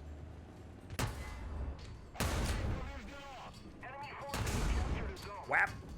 Man's dead. Okay. So rather than camping the control point we already have, we're just gonna go around and cruise the avenues here and make sure we don't get any flankers. Since the enemy seems to... Whoa, fuck!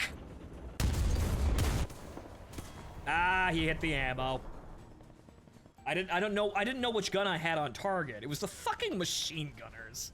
Yeah, unfortunately, 76mm cannon go boom. I managed to cripple him though. I knew that we were gonna have flankers though. Oh well. We're on air superiority this match. But you see, there's so many fucking things that can kill you. That was Russian. Unfortunately, we have Civil War fights all the goddamn fucking time now. So the matchmaking is actually degraded because of that. Even in realistic battle outside of arcade, we will still have battle royale civil wars where everybody fights everybody. This is purely done to keep the matchmaking timers down, but this means that there are even more problems that you have to deal with than you did before.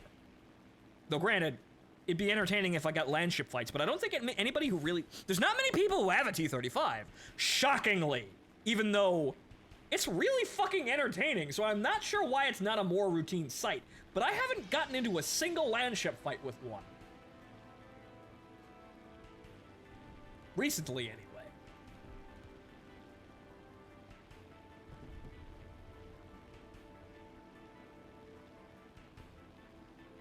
Rate cute. That'd be funny, however, that's a PvE boss rather than something you could actually play. That'd be like playing War Thunder Naval on land. Actually on land. Actual land ships. Hey, he has a ventral turret. I don't want him to realize that he has that, though. Down. Down, down, down, down, down, down, down, down, down.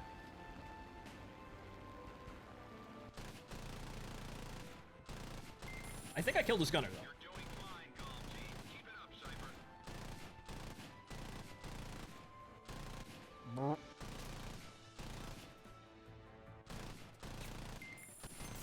There we go.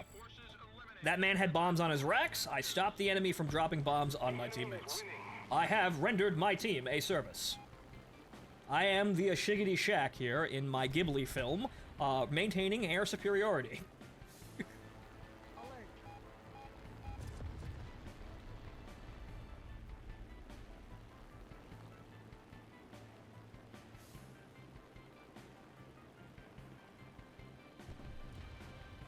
So I am still providing some form of tactical advantage, however, unfortunately, my team has collapsed in on itself, attempting to do anything.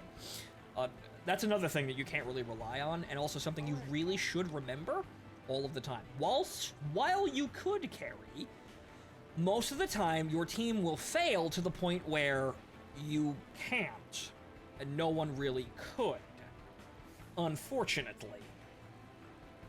And this is, you know, it's a stark reminder that this is supposed to be an air quotes team game, and so you will be put in situations that you can't possibly get over, and you don't really have any control over them. That doesn't make losing in those situations any better, and mainly because the enemy team didn't really outsmart you.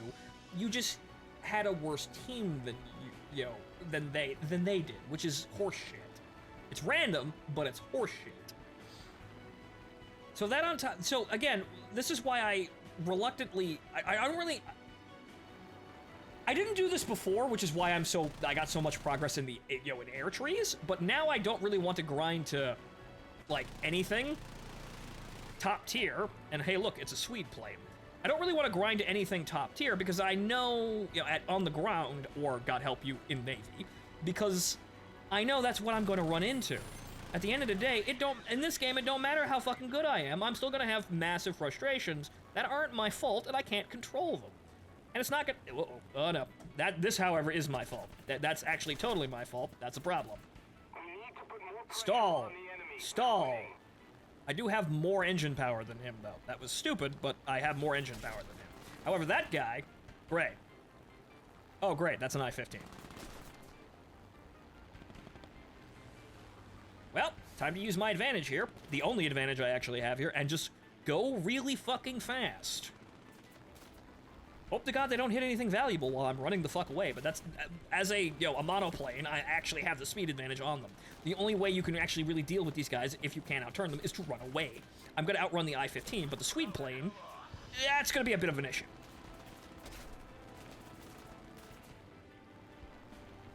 Unfortunately, I don't even have AA on my... Actually, that's a flak panzer. Hey, buddy! Hey, pay attention!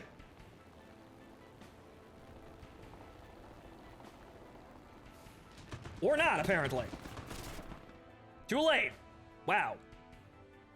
See, that's the problem with biplanes. You get a massive turning advantage minus the capabilities. But the problem is that you can be outran. The issue is I couldn't really do anything past outrunning them. So I'm not exactly that much of a speedster. So maybe the iShack really isn't that good. Maybe I should stick with the I-15. As you can see, the biplanes have just way too many advantages. Or I could play the French and have the click, which I will likely be doing with the Char 2C. Then I have fucking Hispanos, which delete everyone, even if I can't outturn them.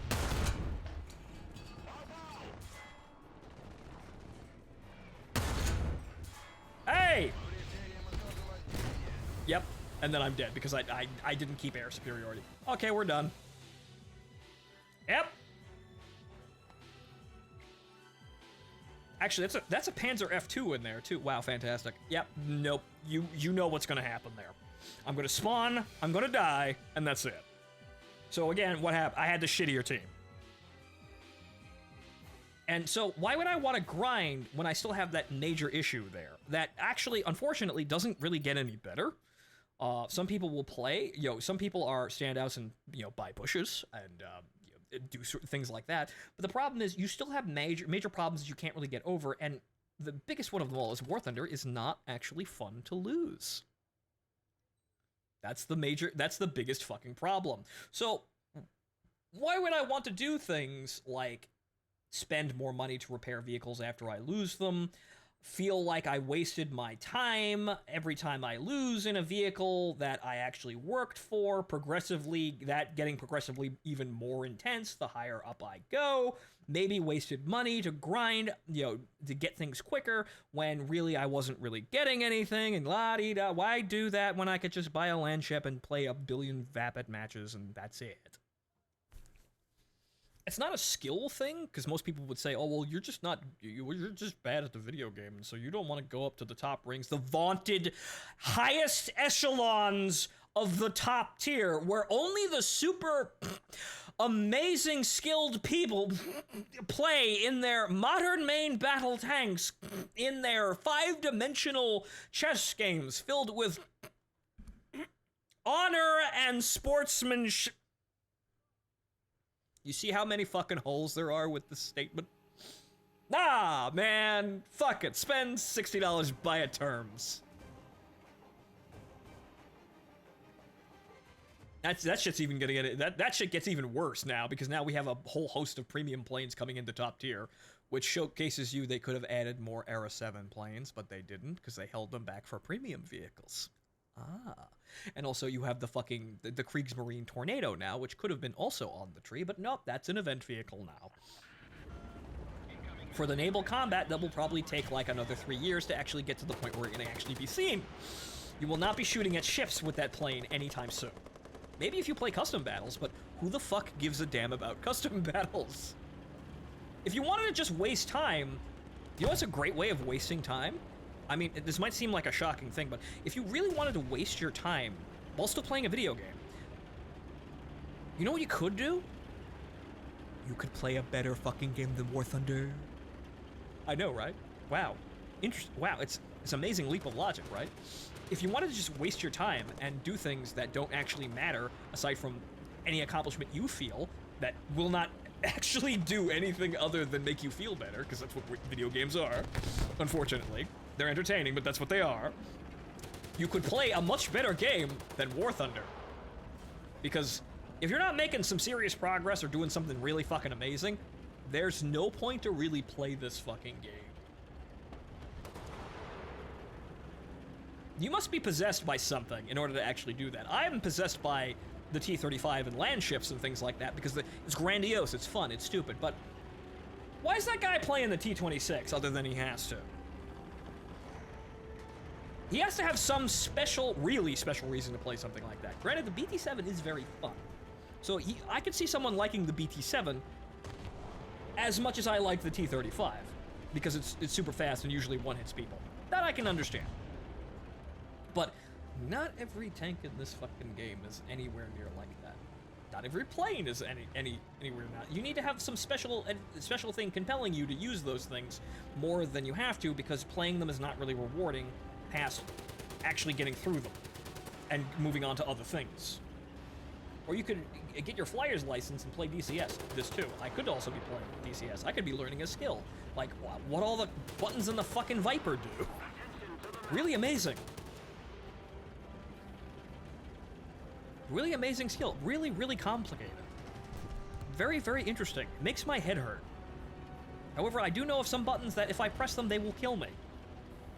Like, intentionally disengaging the system that stops you from pulling so many Gs you will instantly die. Real fun. That's a switch. I forget exactly what it's called, but you could you have to depress it in order to test before you actually, you know, take off. Well, I helped kill that guy. Oh, hi. Oh, Christ. Yep. Autocannons. The Shark 2C is going to be less vulnerable to that, but again, more things to instantly kill you. That guy's been there for a while, though, so that's not exactly fantastic or new. But autocannons, that's the thing that disregards the amazing strengths of this vehicle. As you continue to fight only reserve vehicles, you will be far more durable against them. But the moment you run up against something with an autocannon, again, like a Panzer II, but the Panzer IIs actually have to try a bit. That guy can instantly kill you because he's firing so much, so much shit into your tank. He's gonna kill all your crew or set off a module rather quickly. That's the one downside of the vehicle, and probably why the vehicle is still allowed to be 1-3, because you have that glaring weakness. But in addition to that, it has the only sort of temporary spiritual armor that actually functions in the game. Granted, there are things like the Jumbo, but really, most tanks in this game have no armor at all, which is why I say top tier is a laser pointer match. It's like laser tag. You see the man, you click the man. The shot that goes into the man is essentially determined. It's going to kill the man. It's going to fly into the tank and one hit him for some reason. Usually. Very rarely, it's like a freak fucking accident when it doesn't do that. But it will fly directly into the man, and he will instantly die. Tag, you're out. Aha! And that's it. That's all top tier is. Alert. Oh. Here I am looking for planes, and they're all right fucking behind me. Oof! Wow! Ow! That's my engine.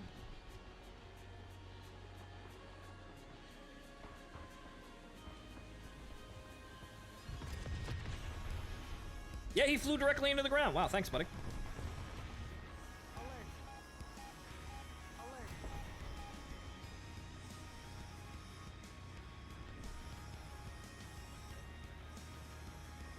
Anybody? No, once again reminding me that I really need to clean my screen. But the airfield's right over. This is one of the smaller maps, actually. So, unfortunately, bust game here, but... Well, we'll see about the Char 2C's capability, because it has double the amount of armor that the, any of the other Landships get, but especially the T-35. It has double the amount of front armor and double the amount of side armor. We'll see exactly how that winds up with durability, though.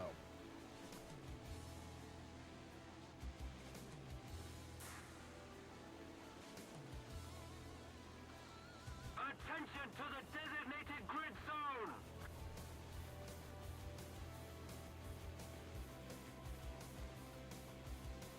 Windex. Yeah, Windex, paper towel. If I become a really, really good streamer and make millions of dollars every month, I could finally afford to buy one of those amazing for-purpose cleaners that are usually just rip-offs because they're usually just Windex or soap and water in a bottle. But one of those specialty cleaners that cleans my monitor with some kind of new and interesting technologically advanced for-purpose fluid. Yeah. But that's, unfortunately, I'm not pulling Ninja PewDiePie numbers, so, well, I'm just gonna have to just get on without it then. Fancy moist towel tubes. Ah, yes, moist towelettes. Wow. Maybe some slight heating action that, breaks up the grime and the dirt on the screen. Wow. The future is bright, but also really fucking expensive. Oh, God! I'm okay. This is the one with the enclosed cockpit, so it can actually survive flipping over like that. I'm fine! Here I am thinking about moist towelettes, and I flip my fucking plane over on the runway. Damn. Unfortunately, we don't live that well, so whoops. Just gonna... Well, just gonna have to get on without it. Anything you can yes, a successful landing is anything you can walk away from. Mm-hmm.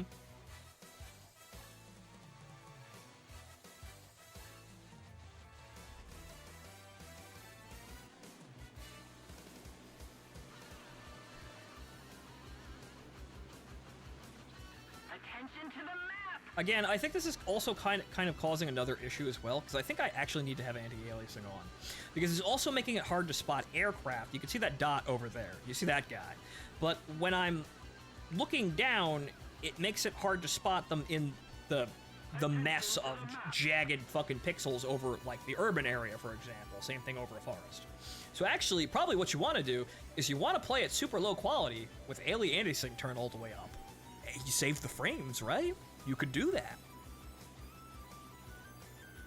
It's kind of like that age-old argument of, do I play at 1920 by 1080, or do I play at 1280 by 720 with 4x anti-aliasing? Ooh. An age-old, can it run Crisis era fucking argument.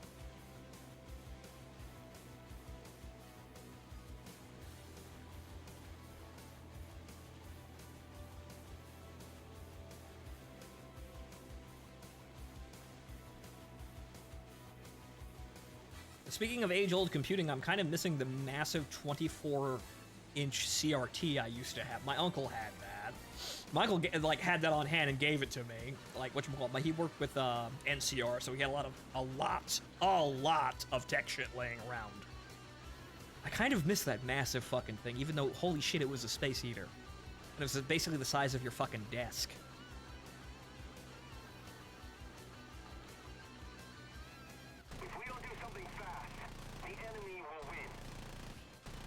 Cease!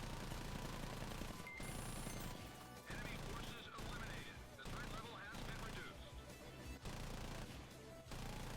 Gotta be ginger with those Shikaz. They have 48 ways of fucking jamming. Oily scream. So real. You're doing fine, Goms. Can you burn down yet? Oh god, he dropped the bomb. Oh no! I lost the bomb. I don't know where the bomb is. I lost the bomb. He dropped the bomb. Where's the bomb? I can't see the bomb! Oh no! Unfortunately, it's not as large as the P8 dumpster bomb. There it was. Damn. I failed to protect my teammates. Fish and mail. Return to base.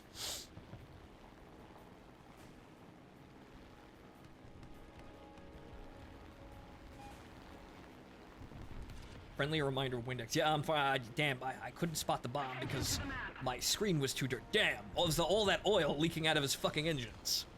The oily screen stopped me from seeing his bomb and shooting it out of the air like a super pro player. Take that, Renzook. Whoop. You're gonna jump out of your plane and fire an RPG at the enemy plane and jump back into your plane whilst he dies. Nah, what I'm gonna do is I'm gonna, pull up alongside an enemy, and as he attempts to, fly into the ground dropping his bombs, I'm gonna shoot his bombs directly out of the fucking air.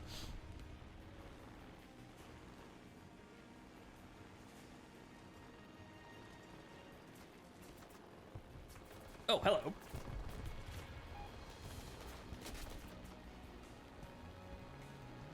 Thankfully, he's going too quick. So hello, 109B, most likely at this tier. The enemy is winning. We must counterattack. You're doing fine, Gom team. Keep it up. There we go. Damn, I didn't know Microsoft Flight Simulator 2020 played this well. 2020. Thank you for the $10 DQ, but 2020. Sir, we're playing like 1998 with these fucking potato graphics, but this is skill-based gameplay here. This is amazing, pixelated, pacey. We're playing World of Conflict. That's what we're doing. Amazing 2009 graphics.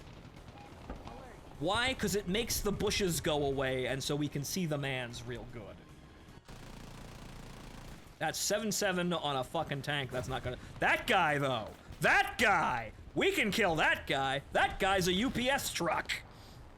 That's one of them Grumman mail trucks. That we can kill. Allied forces have captured a zone. Oh god. Ah!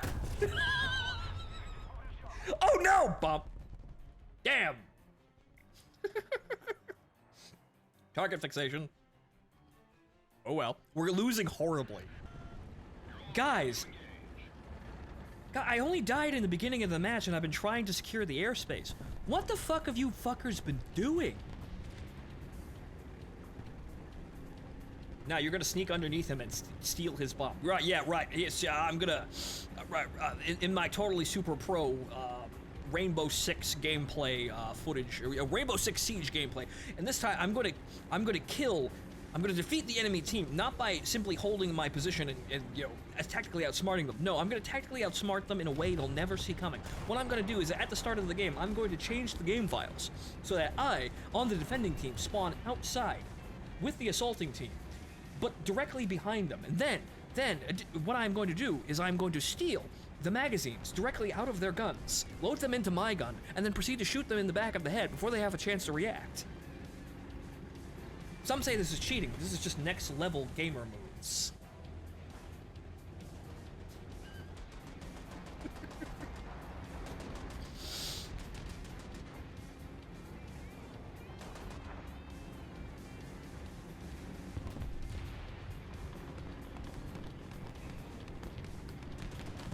Unfortunately, the things that we have trouble surviving against aren't necessarily the dudes we can't see, but the rampant autocannon and blap cannons that come out of nowhere and only need one shot to kill me. That's the problem. You can't really get around that other than seeing them first and then blowing their faces off before they get a shot off.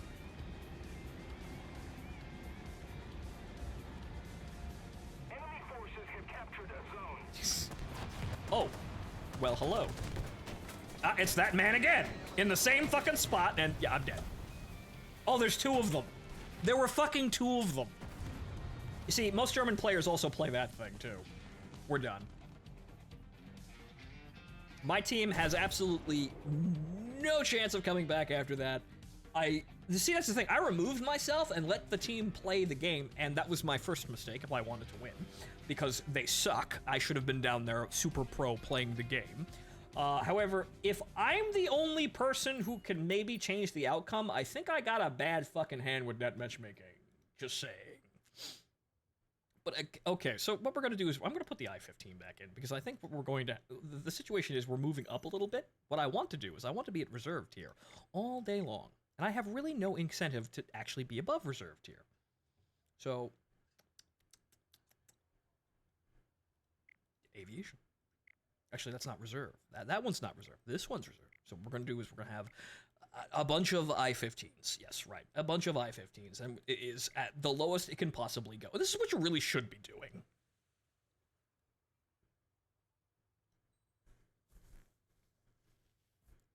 Because there's no advantage or any kind of incentive to go up higher than you should be. Yes, the rank doesn't matter. Like medals do mean something, but it's only money, and at this point, you're not really concerned with money. And, in fact, if you have the ability to do this yourself, that means you're already higher up the tree, and likely already have money. So the reward for killing people, or the monetary, like, compensation for killing people, isn't what you're doing. You're doing it for laughs.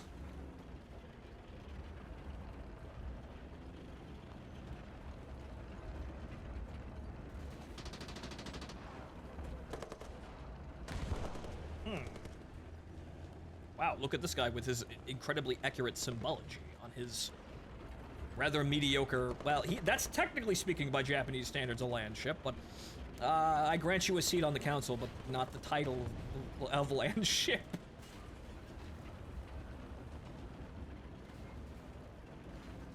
You need to be far more robust. Eat more omu rice.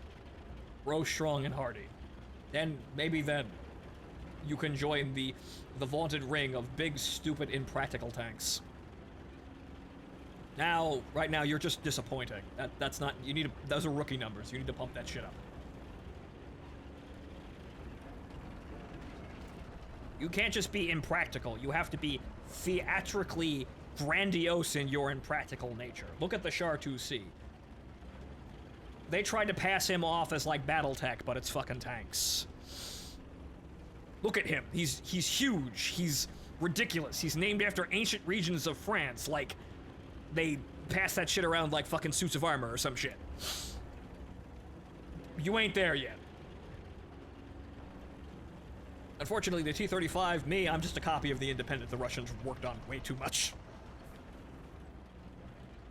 That's the fun thing about the interwar thing, though. Most people had absolutely no fucking idea what the next war was going to look like, even if it was very quickly approaching them. No one knew what the fuck anything was going to be, so they just tried everything. This is why you have wonderful magical places like interwar France. But unfortunately, some people chose wrong but boring, or God help you, the right answers. Not nearly as fun.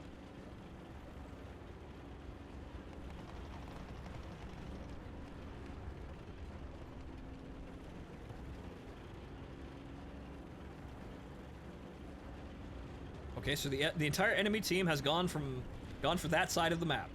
So we will about face and drive straight down this highway towards them. Actually, the highway is over there. It's not this road, it's that road. The enemy controls most of the strategic zones. Not on my watch.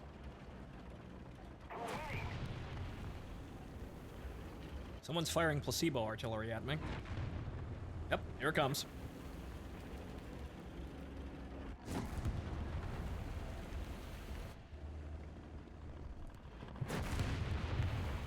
Yep, more placebo artillery. I don't know who's fucking shooting, but we're getting out of this area. That one got close.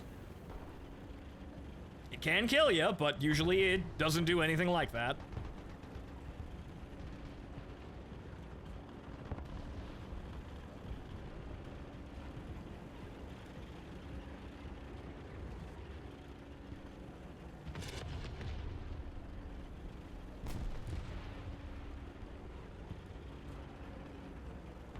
Is this the auto zone? Somehow I don't think it is.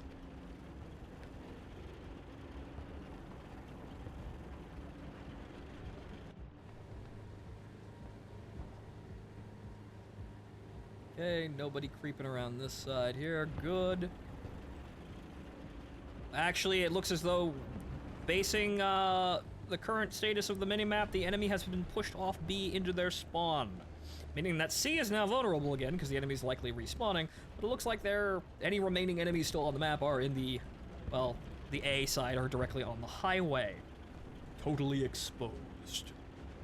Attention to the map.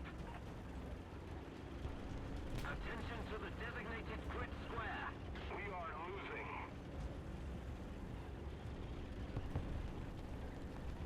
Okay, the control point is in hand, but now we're gonna drive towards the rail yard and highway areas, and then we're gonna see what we run into. Aha! Well, aha! Bam!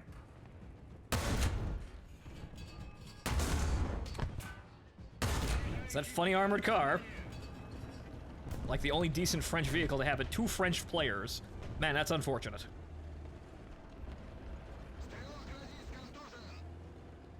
Yeah, he's fine. Just you can put him in the useless turret and drag the fresh body out.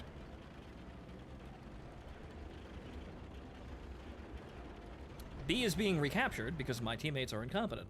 But now we saw a funny armored car coming this direction. It's very likely he's still trying to go forward.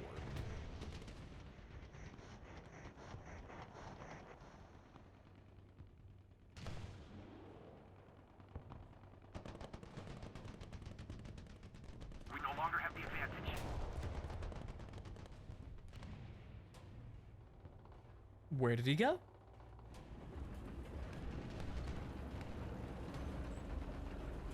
I guess he drove around the other flank. He saw us here and he decided, fuck that. Don't want to fight that at all. Okay. Alright, I guess I'm up. See, I wasn't paying attention. I guess they're all congregating and or hiding out here, but I think this is a totally open parking lot. So if I come down here, I should be able to, if I'm quick enough, says the T-35. If I'm quick enough and I put the pedal to the metal, I should be able to... Oh, hi! Caught exposed. Exposed as the women Deku draws. Never stood a chance.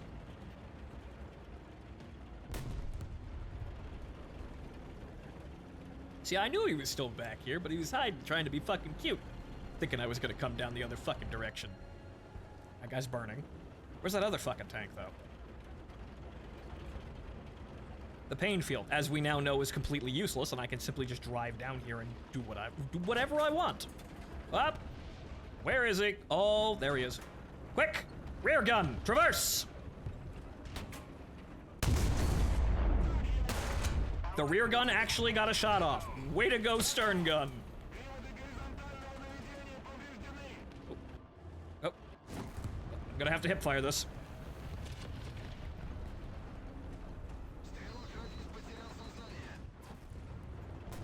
Or the guy's gonna totally waste the jump that he had on me. You really, in order to kill the T-35, what you have to do is you have to rush it, and you have to shoot all of the turrets out faster than it can actually kill you. Once you disable one, you have to go over and disable all of them. Like this guy's going to do, because he has spawn protection. I still got one, though, you fuck!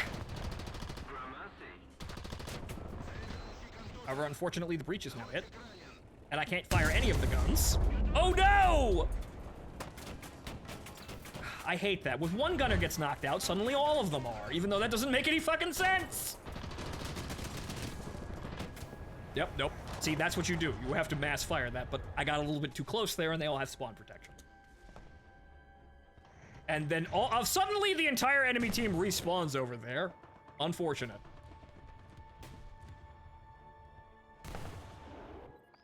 Typically they come in one at a time, but I guess somebody really fucking started murdering people over there, but oh well.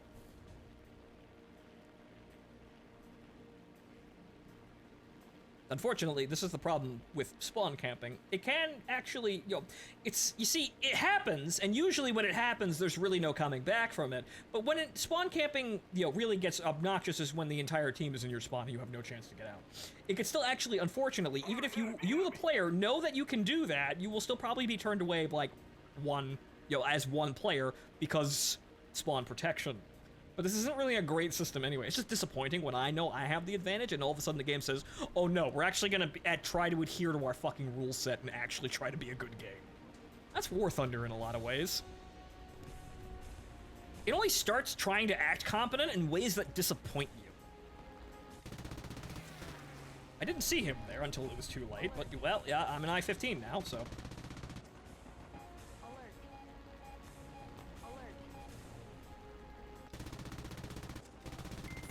Mm-hmm. In the dirt. The bonuses of an I-15. I am way too maneuverable for anyone to really avoid once I get my sights on you. The only problem is, while I'm doing this, I don't really have any advantages in a CAS capacity, because I only have 7.7 machine guns. There's really, I'm super good at shooting down planes and that's it. And if there are no planes, I'm not doing anything.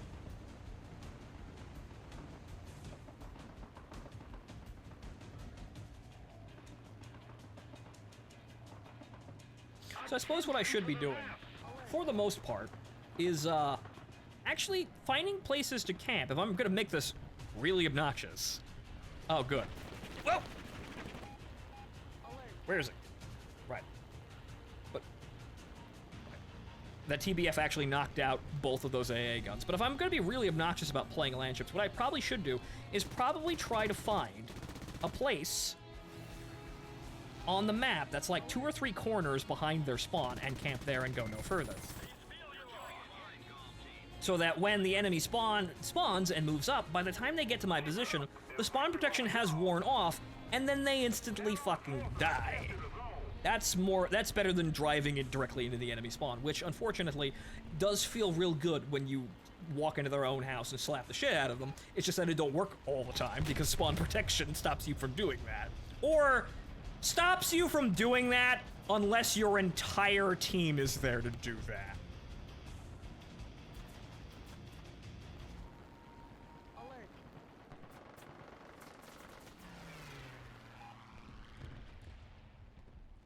Yep.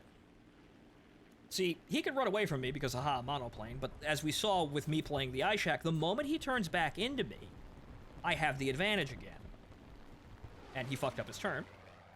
and now he doesn't really have nearly as much speed, but he's... Yep, okay. What he should have been doing is he should have still been running away, but he decided, no, I want to kill the I-15. It's only a reserve plane. I should be able to totally outmaneuver... No. See, now he's running again. But he's wasted a whole bunch of energy doing that. He's being somewhat smart, only doing vertical loops, and then he does a horizontal turn.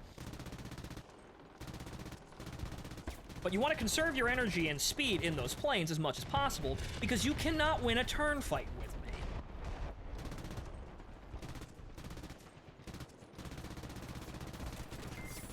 Got him! Oop! Oop! Hoop! Hop! Okay, we're alive. Engine kind of got borked there, though, but we're good. We're good. We're alive. Fly real low, pretend like we're just showing off, but actually we're flying nape of the earth so the AA doesn't hit us, and get the fuck out of here. Though, granted, the other I-15 does have access to rockets, so that's a little bit better in terms of CAS. However, now I've got to get the fuck out of here before the engine goes kaput.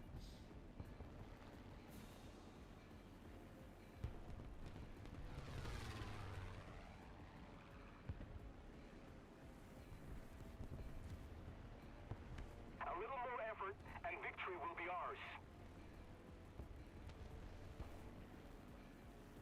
So it seems like, rather than playing more tanks than the one I actually enjoy, yeah, it seems like CAS is more my thing. The only problem is the spawn points get really exponentially higher and higher, and that kind of stops me from playing the same plane, because I have to swap over to like an attacker or a bomber in order to actually, like, have affordable spawn points, unless I'm doing really super fucking good.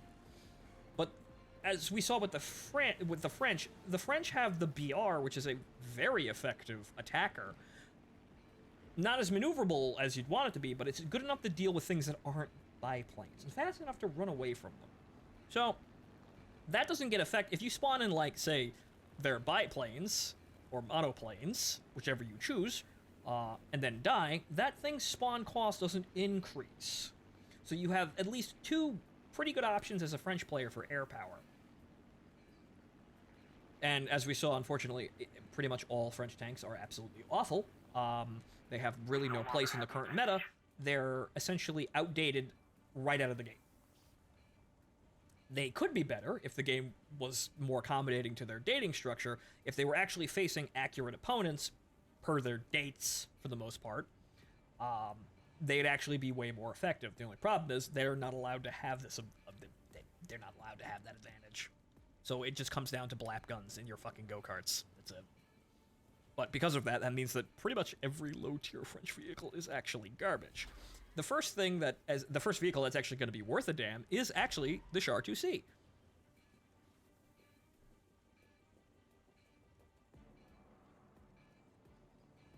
Because that, up until you actually get one of the B1s... Uh-oh. Perfectly balanced on the nose, no problem. The engine was already fucked anyway, we needed to fix it. Hey, you were gonna replace that end anyway! So, looks like, yeah, I'm gonna be a French airman alongside my Char 2C. If the Char 2C dies horribly, rip, what a shame. The pride of France is ruined. Fly plane, click people. So that seems to be the optimal strategy here that I am at least gonna be working with. We'll see what happens when we have an entire formation of Landships and see whatever other people want to do. But I know I'm really not going to be driving anything French aside from the Char 2C, and really actually making any sort of difference whatsoever. Like, the AMD is kind of okay. As kind of a last-ditch, just kind of rush in and capture a point. The gun's pretty okay against reserve targets anyway. But, yeah, you're not doing much.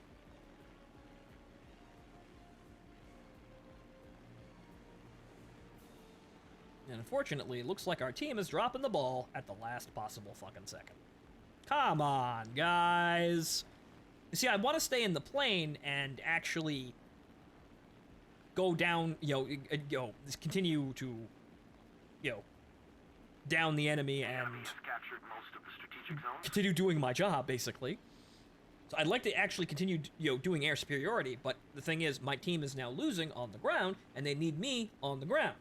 So the smarter thing would have been to just J out on the runway and call it an evening.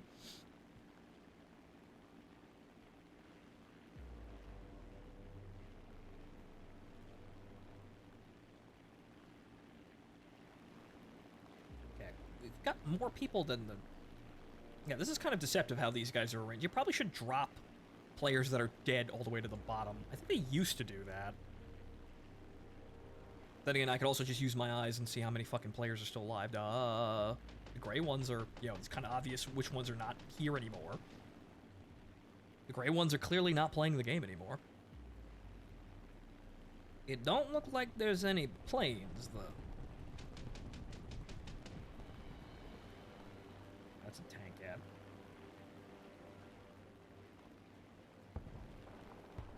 It'd be nice if photo reconnaissance was really a thing. Somebody actually made that suggestion to the developers of having recon planes. It'd be nice.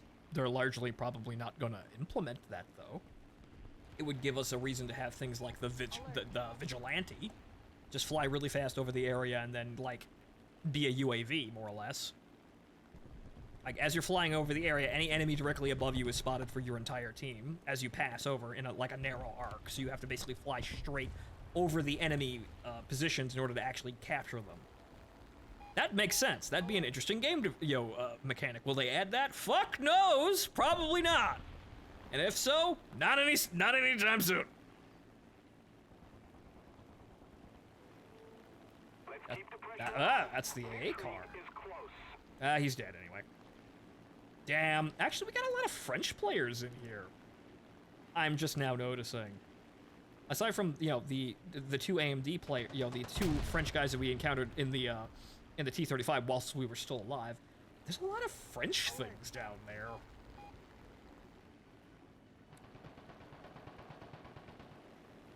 Yeah, another fucking Samoa. What the fuck? So many French. I mean, that means that they're probably going to lose horribly now because they're not slow. They're so slow they won't be able to get to the points in time, and on top of that, they won't be doing very much when they get there. There's like 3 or 4 French players on the enemy team, which is, again, kind of shocking. But I suppose other people are doing exactly what I was doing, kind of just scoping out the situation. Because there will be people who buy the Char 2C. That will not be a premium that goes unnoticed. Even though it's not going to get a fucking devlog, because apparently they're shoving the patch out next week. It's going so quickly that the last 3 remaining premium vehicles that the other nations are going to get for the Tier 7 planes, they're not even getting devlogs. So the new Japanese Phantom, the Swedish, the Viggen they're putting up for sale, and there was something else, I can't remember what it was.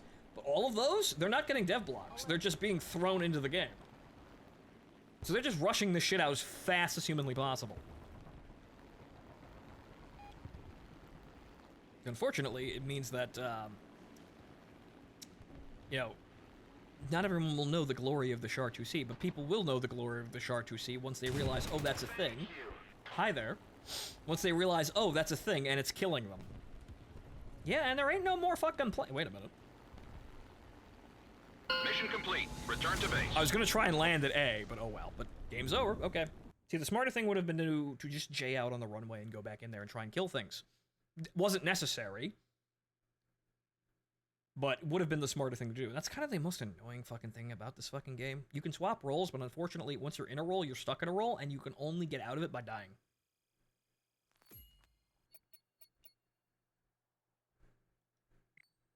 Yep. One more. Why stop? Why contain it?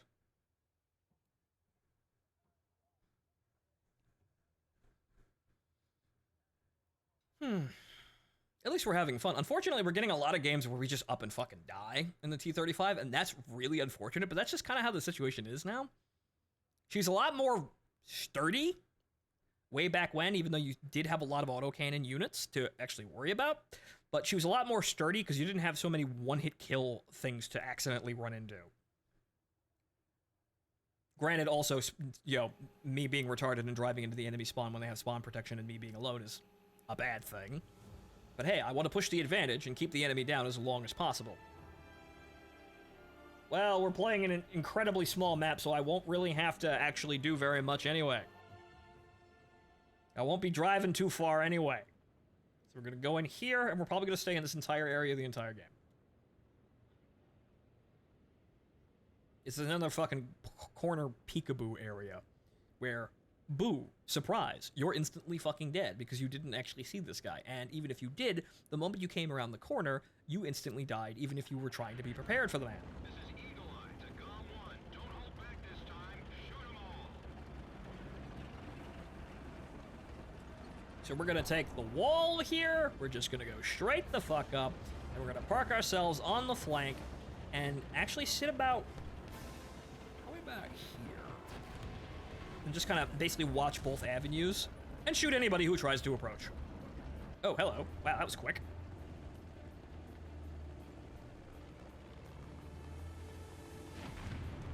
They're obviously going for the control point, guys. You might want to spread out.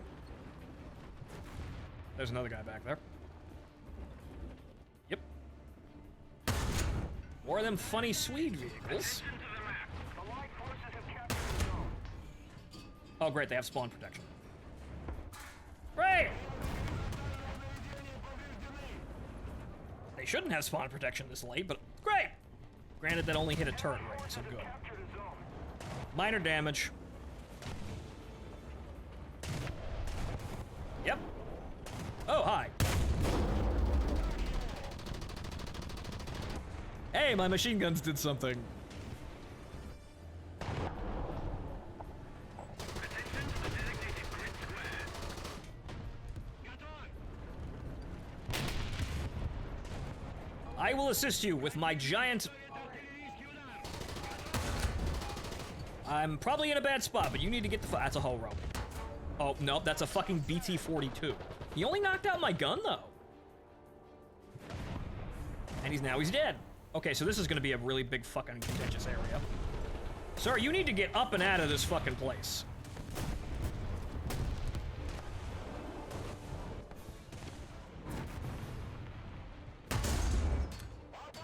Breach is hit. Come on. I've only got one gun to throw at these guys. Thankfully, it's good enough. Let's get the fuck out of here, kids. This is really fucking exposed. There's somebody behind us too, right? But I've got an answer for him, but I probably don't want to be sitting here, as there are probably even more fucking, yep, there are even more fucking tanks coming around here. This is a big, stupid peekaboo match, like I expected. That's that fucking 76mm blap gun. Ooh. Damn it! Let me guess, that's the stupid, I can't even see him, but that's the fucking, yep. Again, more blap guns. That's all this is. Damn. Held out there pretty well, but you see, that's the problem keeping that shit in check. I'm hoping the Char 2C might be able to shrug that off having double the amount of armor, but considering that the Char 2C hits things with a 155 and still blows them up, I don't really, hits top tier tanks with a 155 and still kills them instantly, I don't think so. But you see, that's how vapid lower tier has become. It's just, everybody, there was really no diversification, it's just add more things that one hit everything. And then it's balanced, right? Because everybody's super, right? Even though you don't really have any kind of varied gameplay when you do that. But you see, this is why that, like I said, there's way more instant kill landmines to run over. It's fucking annoying. I want to have actual fun in my land ship and actually do the things that I was able to do a long time ago, even though I still am able. It's not really balanced that these fuckers have these giant, stupid blap guns either. But, well, I'll have a land ship with a giant, stupid blap gun, and we'll see how that actually works out. Plus, I'll have some friends playing with me that night, so we'll see exactly how that actually works out. With additional people, and with my own blap gun. Everybody shooting at me. I'm okay, though. I am okay. Yeah, a lot of French players. Probably could have aimed that better, but... I know I can outturn him, so he's not really... Pylo's unconscious, okay. Kind of hard to see that, but that's kind of hard to miss. Kind of hard to see whether or not you killed anybody with without the icon clearly showcasing the man is dead now. But he flew into a fucking building. I think he's dead. Okay, so all these fuckers. Got this fucker, that fucker, probably more. How close? I'm still relatively far away from their airfield.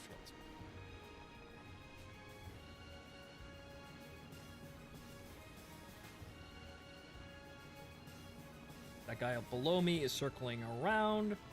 Actually, you know what? Nah. That guy, I don't think realizes I'm here, and I'd like to keep it that way. Actually, no, he's going home. I wanted to deal with one of them before anyone else realized I was there, but the other guy's going home. The only pain field that actually works is the airfield most of the time, so we're not going to tempt that. This guy's going to get a bomb off, but at least I'm going to kill him in the process.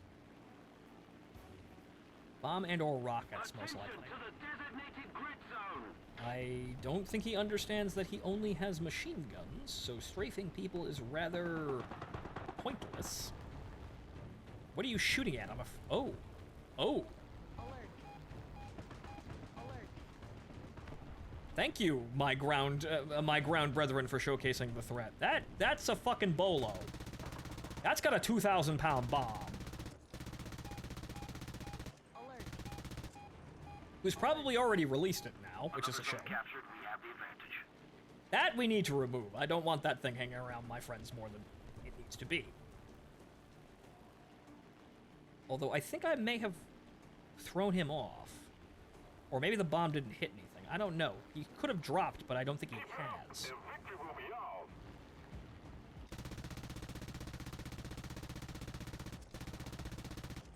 Nope, he's going it. Oh god, he's got the... Oh, the Bombay. I think he's... No, no, no!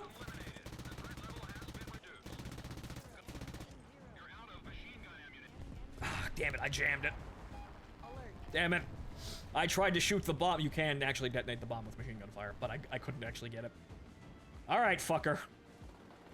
My guns are jammed, but you're not getting away. Just need to gain some speed.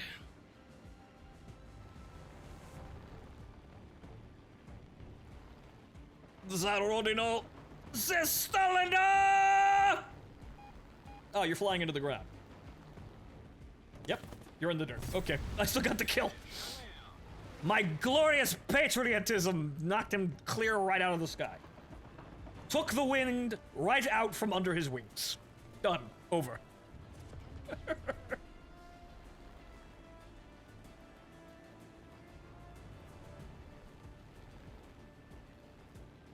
Now I go back and unjam my machine guns.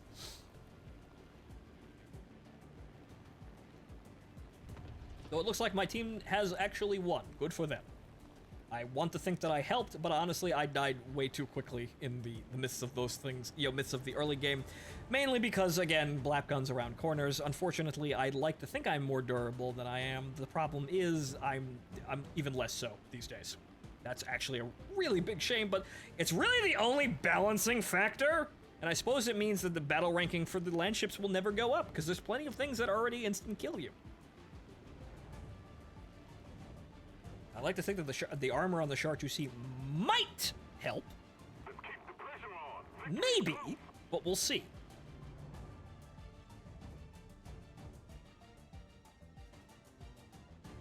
Though it'd be funny to have the Normandy's modifications with 90mm of front armor and 60mm of side armor.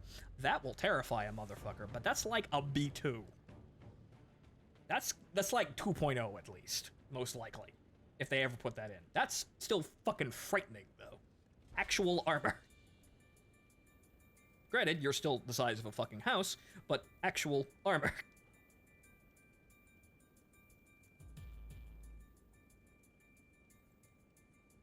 I would like to land, please. I would like to slow down a bit, please, before I get... There we go. Nope. Come on. Brakes. Come on. There we go. And we're just gonna be smart about this, honestly. Actually, no. No, that means that somebody else gets a kill. No, fuck you. No, no kills. But you see, here's the problem again. I'd give somebody a kill for dying, even though I'm not dead. I want to go play a tank, but the game's over anyway. See, this you really just commit to playing one thing, and I suppose if you die in a tank, you're going to be dying more often, so that's easier to swap out. Operation complete. But a Job well plane is a done. rather large investment, and unfortunately, it's not only always tactically valid. It's actually really fucking annoying when that happens, though. You're incredibly strong in cast to the point where people bitch endlessly about how planes are the cancer, but you can't. You're stuck there. You basically throw away an incredibly expensive piece of equipment in order to get back into the ground game to be useful when you need to be. But what do you know? War Thunder isn't actually that well of a designed game. Wow. Who would have thought about that? It's almost like I've been complaining endlessly about this exact fact. That it's not really all that well designed. Or balanced.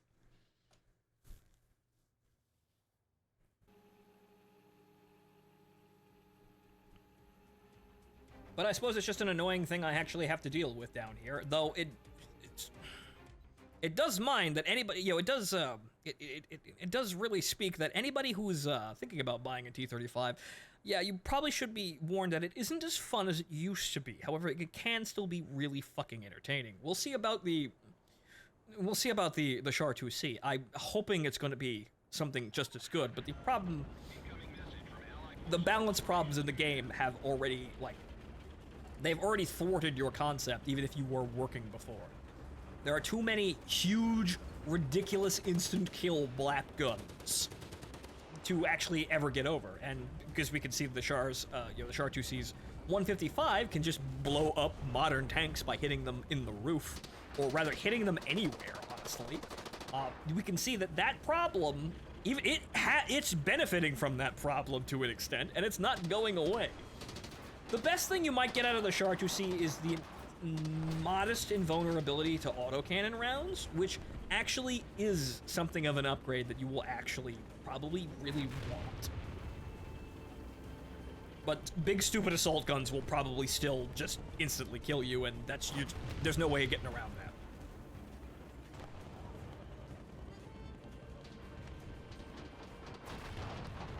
Attention to the designated grid square.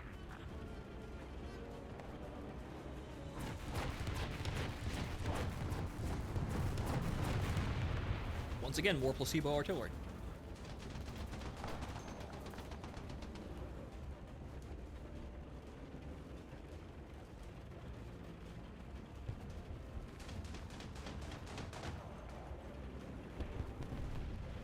You see, it's been 2.5 hours since we stopped playing Cursed Halo, and that was only for 2 hours, but this has actually felt like it's gone by like nothing.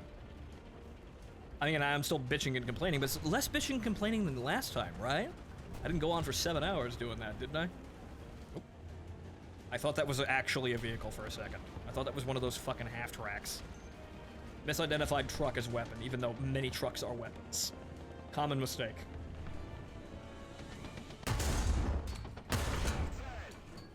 Well, he's burning now. Actually, he's dead now.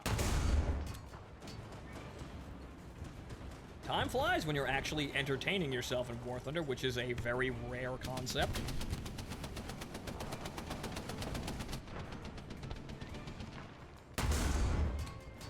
Yeah, there we go.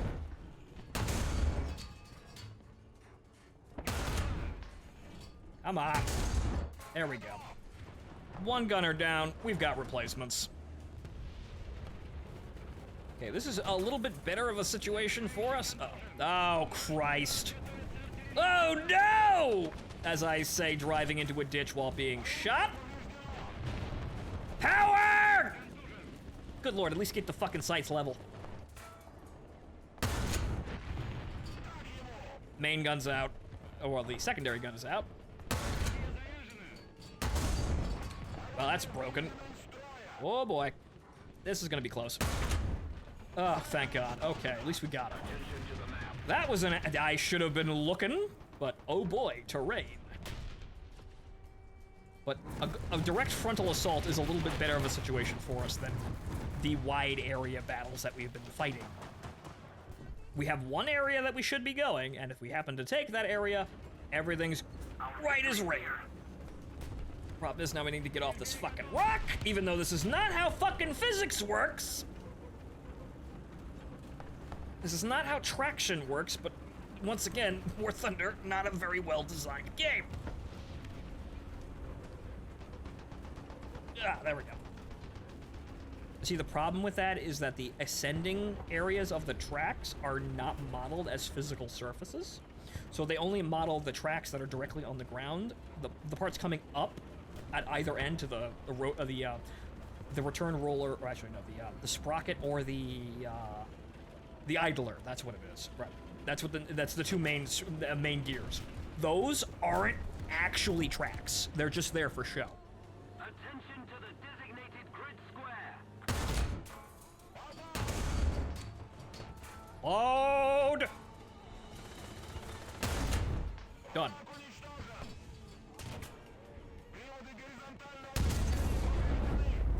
Again, I didn't know which gun I had, but I had a gun. We're winning.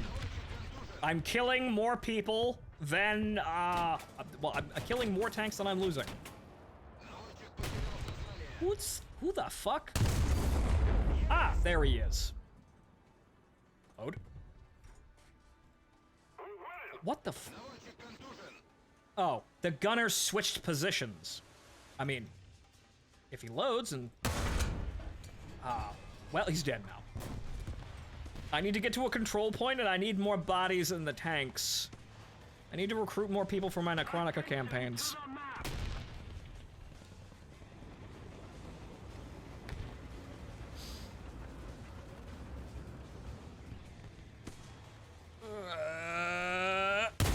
There we go. You thought I was a corpse, but no, I'm still alive. And he blew to fucking pieces. Nice. I need to get to A and actually put more people in this godforsaken bloody Hulk.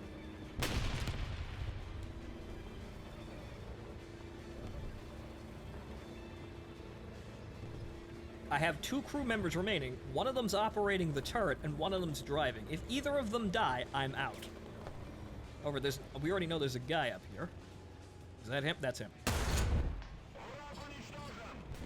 Yep. You tried to play dead next to a friend, but nope, I saw you. You were too clean to be dead.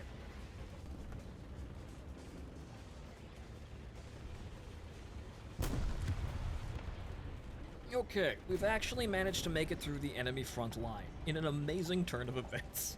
It's kind of a comedy act when you actually survive the nonsense like this. I like this vehicle for the grandeur, and there's also some really silly shit you can get into when you don't run into a self-propelled gun and instantly die.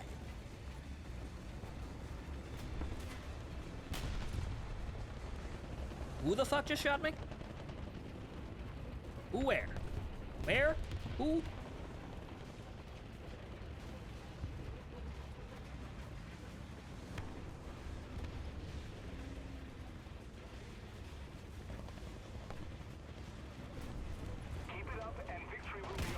Oh! Where? Oh. Wait, what? Right in front of me? Well, that was shit. I was looking there and I didn't see him. God damn it. Oh well.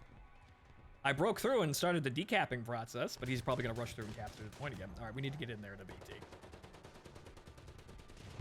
Well, actually, what we should probably do is abuse the spawn. Abuse the spawn protection and go instantly kill all of these guys that are attempting to spawn campus. I've got a good, like, 10 seconds of this shit.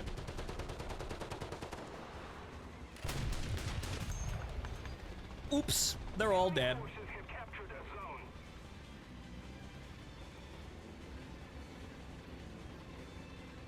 Is he dead too?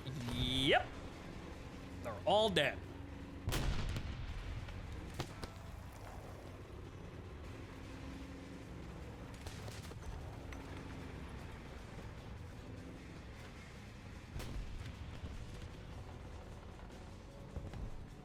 They're throwing planes at us, but that's not really that big of a concern. We actually need to get down there and capture the fucking point. 6 kills, though. Not bad for a giant fucking comedy act. I probably would have saved some... I probably would have lasted a little bit longer had I not gotten stuck and that Stuart not gotten so many fucking shots on me.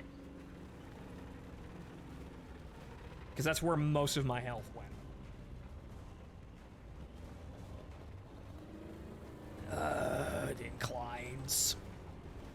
Once again, vertical surfaces of the track are... Uh-oh. Ooh. Ah. That's the gunner. That's bad.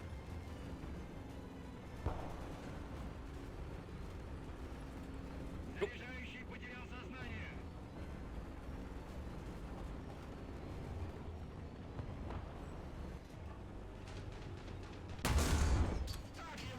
Ah, but now his entire turret is knocked out. And it's still knocked out. Somebody got it. Good. Ah, yes, you disable my gunner, and thus my whole tank's wingding. But then I hit you in the turret, and the same shit happens. Okay, we're gonna have to do the long drive around here, which means we're probably gonna run into some more enemies, but we should be okay.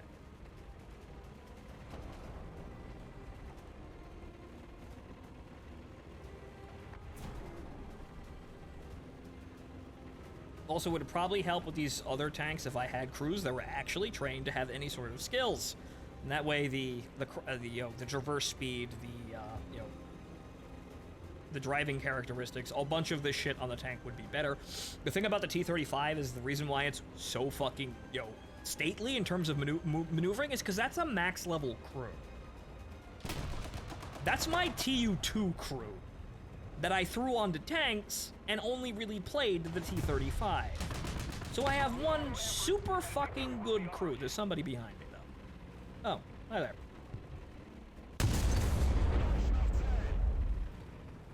Yep. Why aren't you instantly dead? Explain this. I should be killing literally everyone in the shiny metal box. There we go. I actually had to fucking fire shots into the crew. The driver's still alive, though. Weird. I guess it's because you have less than 2 crew. Because you can drive, but you can't shoot. If this was Men of War, they would have let you have it with 1 guy. But so what I'm gonna do is I'm gonna drive behind my... Oh no! Son of a bitch! Well, he's dead instantly. He blew himself up. Son of a bitch! Well, I started the decapping process. There's another teammate in there, I think. No, there's nobody else over there, so we actually have to drive over there to assure victory. Though, frankly, I should have spawned at the other side, because then we just drive straight down the road.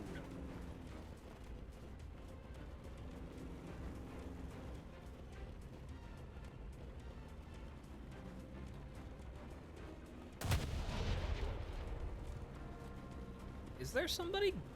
Yeah, no, it's still decreasing. I thought there was somebody holding back that... Actually, nope, there it is. Okay, that's weird.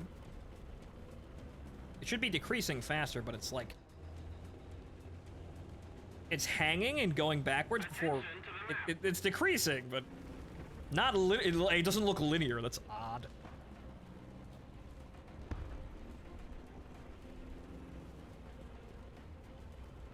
Okay, so this was actually, it looks like a fight.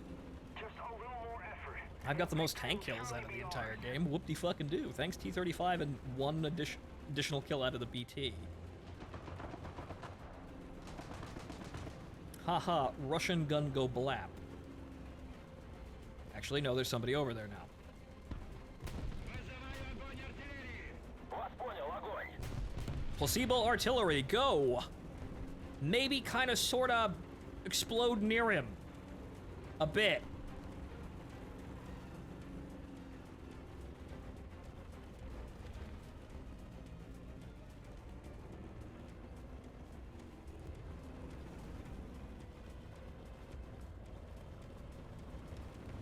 Holy fucking shit! I actually hit someone with placebo artillery. Well, I guess I can't say that anymore. Wow, I fucking actually hit him.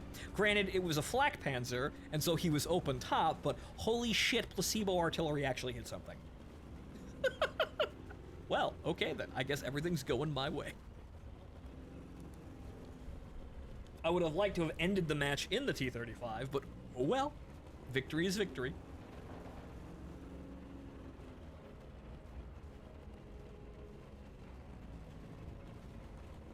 There's... Oh! Where money come from now?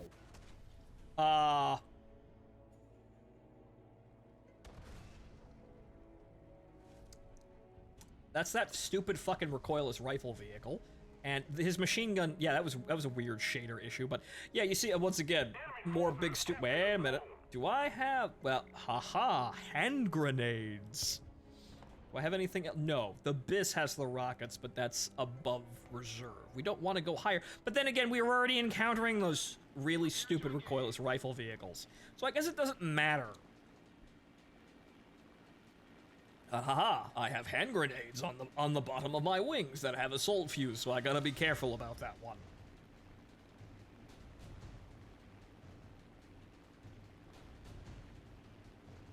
Attention to the designated grid square. Attention to the designated grid square.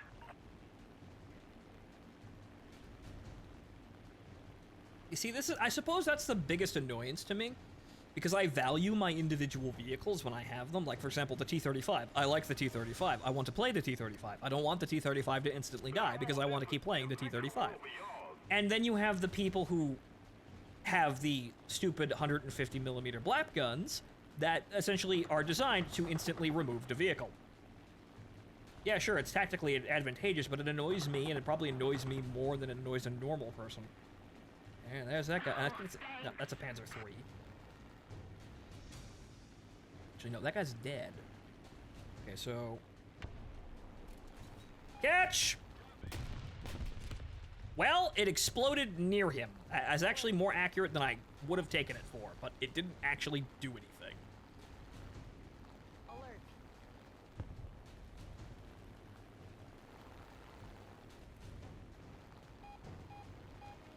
Well, I guess we're gonna do aerial well, I can't do aerial reconnaissance. Aside from shooting at him, I could shoot at him real good and show everybody, there's a man over there. There is a man in this general vicinity. He is right here. I am spotting him by uselessly pitter-pattering off his hull. The Daimler knows. I'm not sure the BT can do anything, but the Daimler at least knows where this man is.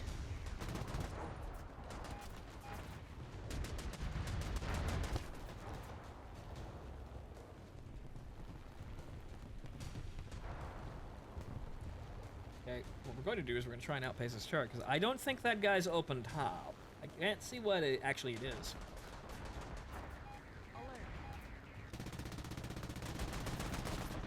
Oh, nope, that was not open top. Actually, he is, but none of my machine gun bullets did anything. Well, uh-oh. I hate the Swedes. I can't even see what the fuck he was, but none of my machine gun bullets actually did anything. But hey, I've got more. I've got plenty of spawn points and only one thing to use. Will be ours. Now I've got more hand grenades.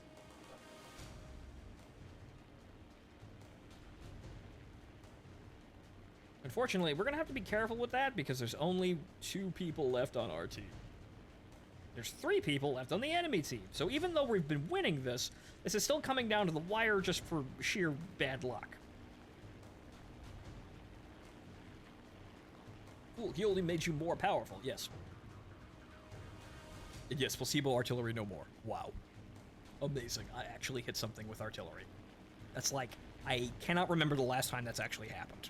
Granted, I haven't been playing War Thunder Tanks in a long time, but even then, I don't even remember when's the last time I actually killed somebody with the artillery call-in. That's the first time in, like, at least a year. If not more. Now, you see, since we've decapped their point, they should be losing tickets, you know, faster, but unfortunately, no, says the video game.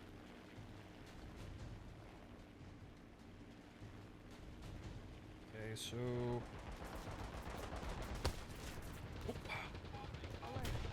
Hit, but nothing else. I'm getting out of here now, since the AA gun has guns on me, but I'm still alive. Oh, hey, look, a tunnel I can probably fly through, but let's not fucking do that. Okay, good. Somebody got the kill. You know what I should do? What I should do? Yeah, he wants to shoot at me. I'm gonna shoot at him, and hopefully I'll hit him. Or get near him. What I want to do is I want to mark him, but Maybe with all the tracer fire, my team can figure it out. So all I have to do is pit her off his fucking head, and then everyone knows where he is. But I've got to fall back to base. Unfortunately, there's only one guy left on my team and 2 enemy tanks. So actually, yeah, I need some sort of a killing thing in order to actually potentially help my team. He's just gonna have to figure it out.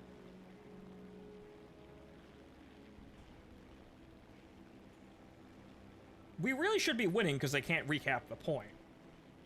But, oh well.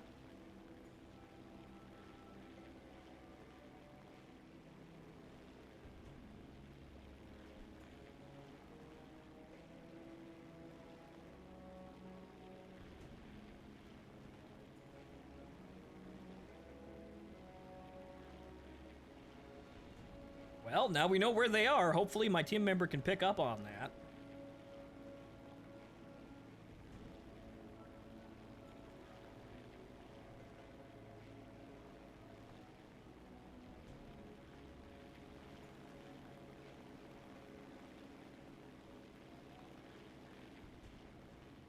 I suppose no amount of trying to wiggle this can, you know, really at the end of the day, nothing's going to make this any better, so I should probably come better equipped. The I-15 with the rockets is probably something I should have at all times.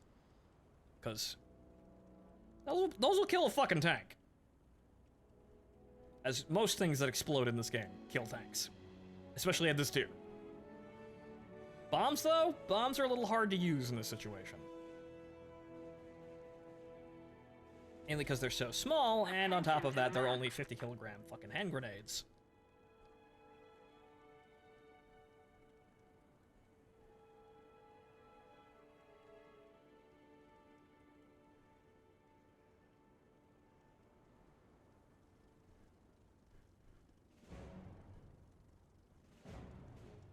Okay, so now this is where things get a bit serious. So we need to eliminate some of these enemies, or at least one. It'd be nice to knock out the AA suite. He's going to be very, very kind and gracious with showcasing exactly where the fuck he is. If I could somehow get absolutely vertical on him and come down directly on top of his head, it would be grand. And I'd probably kill him, but knowing the Swedes, probably not for some obtuse fucking reason. Attention to the map.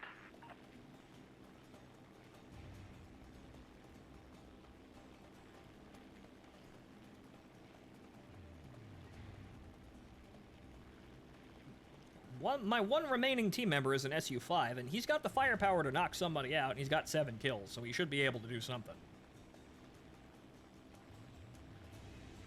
We still got 2 enemies remaining. So yeah, it's either the enemy or the AA unit.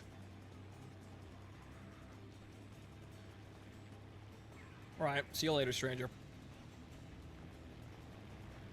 Assuming this goes well, this will probably be my last match, too.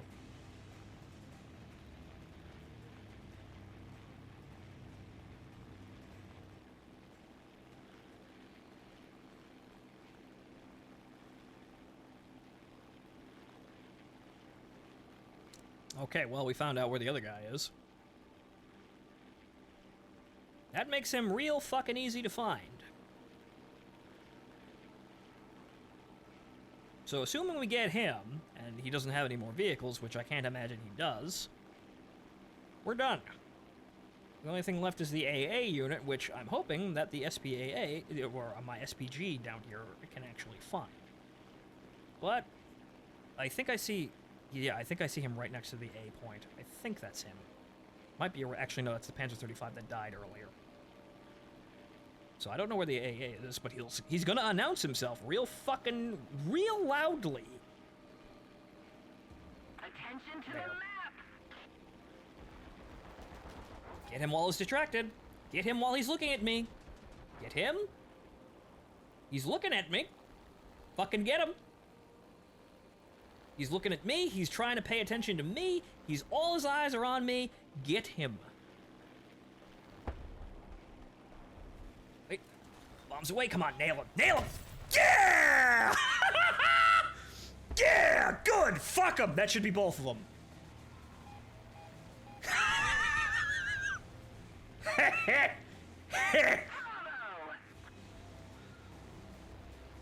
Oh, one of the guys still has something. Damn!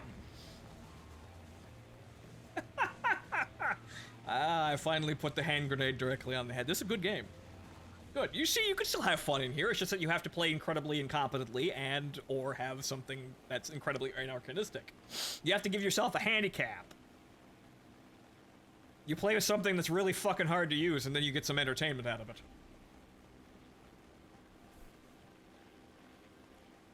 Keep it up and victory will be ours. There's still that, we worked them down to 1. I think that's the AA, I'm not sure.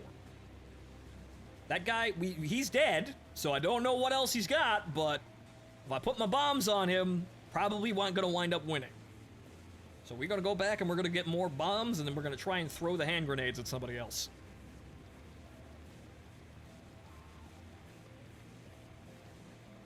Ah! Mission complete. Return to base. What happened? Is he just dead? What? Oh, we ran out of time. Ha! Good enough for me! I noticed we won. I'm like, did he just die or something like that? I would have seen the other, like, there's no enemy players left on the enemy team. Nope! Fucking, we managed to wait out the time with the enemy having low enough tickets. Granted, if I hadn't knocked that fucker out, we would have had a problem, but the SU-5 was also in a pretty good position to knock him out. I just made sure that no one was walking out of that shit alive. So, good. Fan-fucking-tastic. And that's when you walk the fuck away from War Thunder real fucking quick. That is when you waltz the fuck out of here with your head held high saying, haha, I win, and leave. That's where you step away from the table, or you'll be like me the other night with 7 hours in the game and just rambling endlessly, trying to find some note to quit on, and struggling to find it because War Thunder's a bad game. But, well, we beat the stupid game now. So that, good. There's infinite numbers of matches. You find a nice note to end on, and there's one. So, that's it for tonight, ladies and gentlemen. I will be back tomorrow. Well, I have been your host, Phontomen. I hope you enjoyed the show. Enjoy the rest of your evening. See you next time.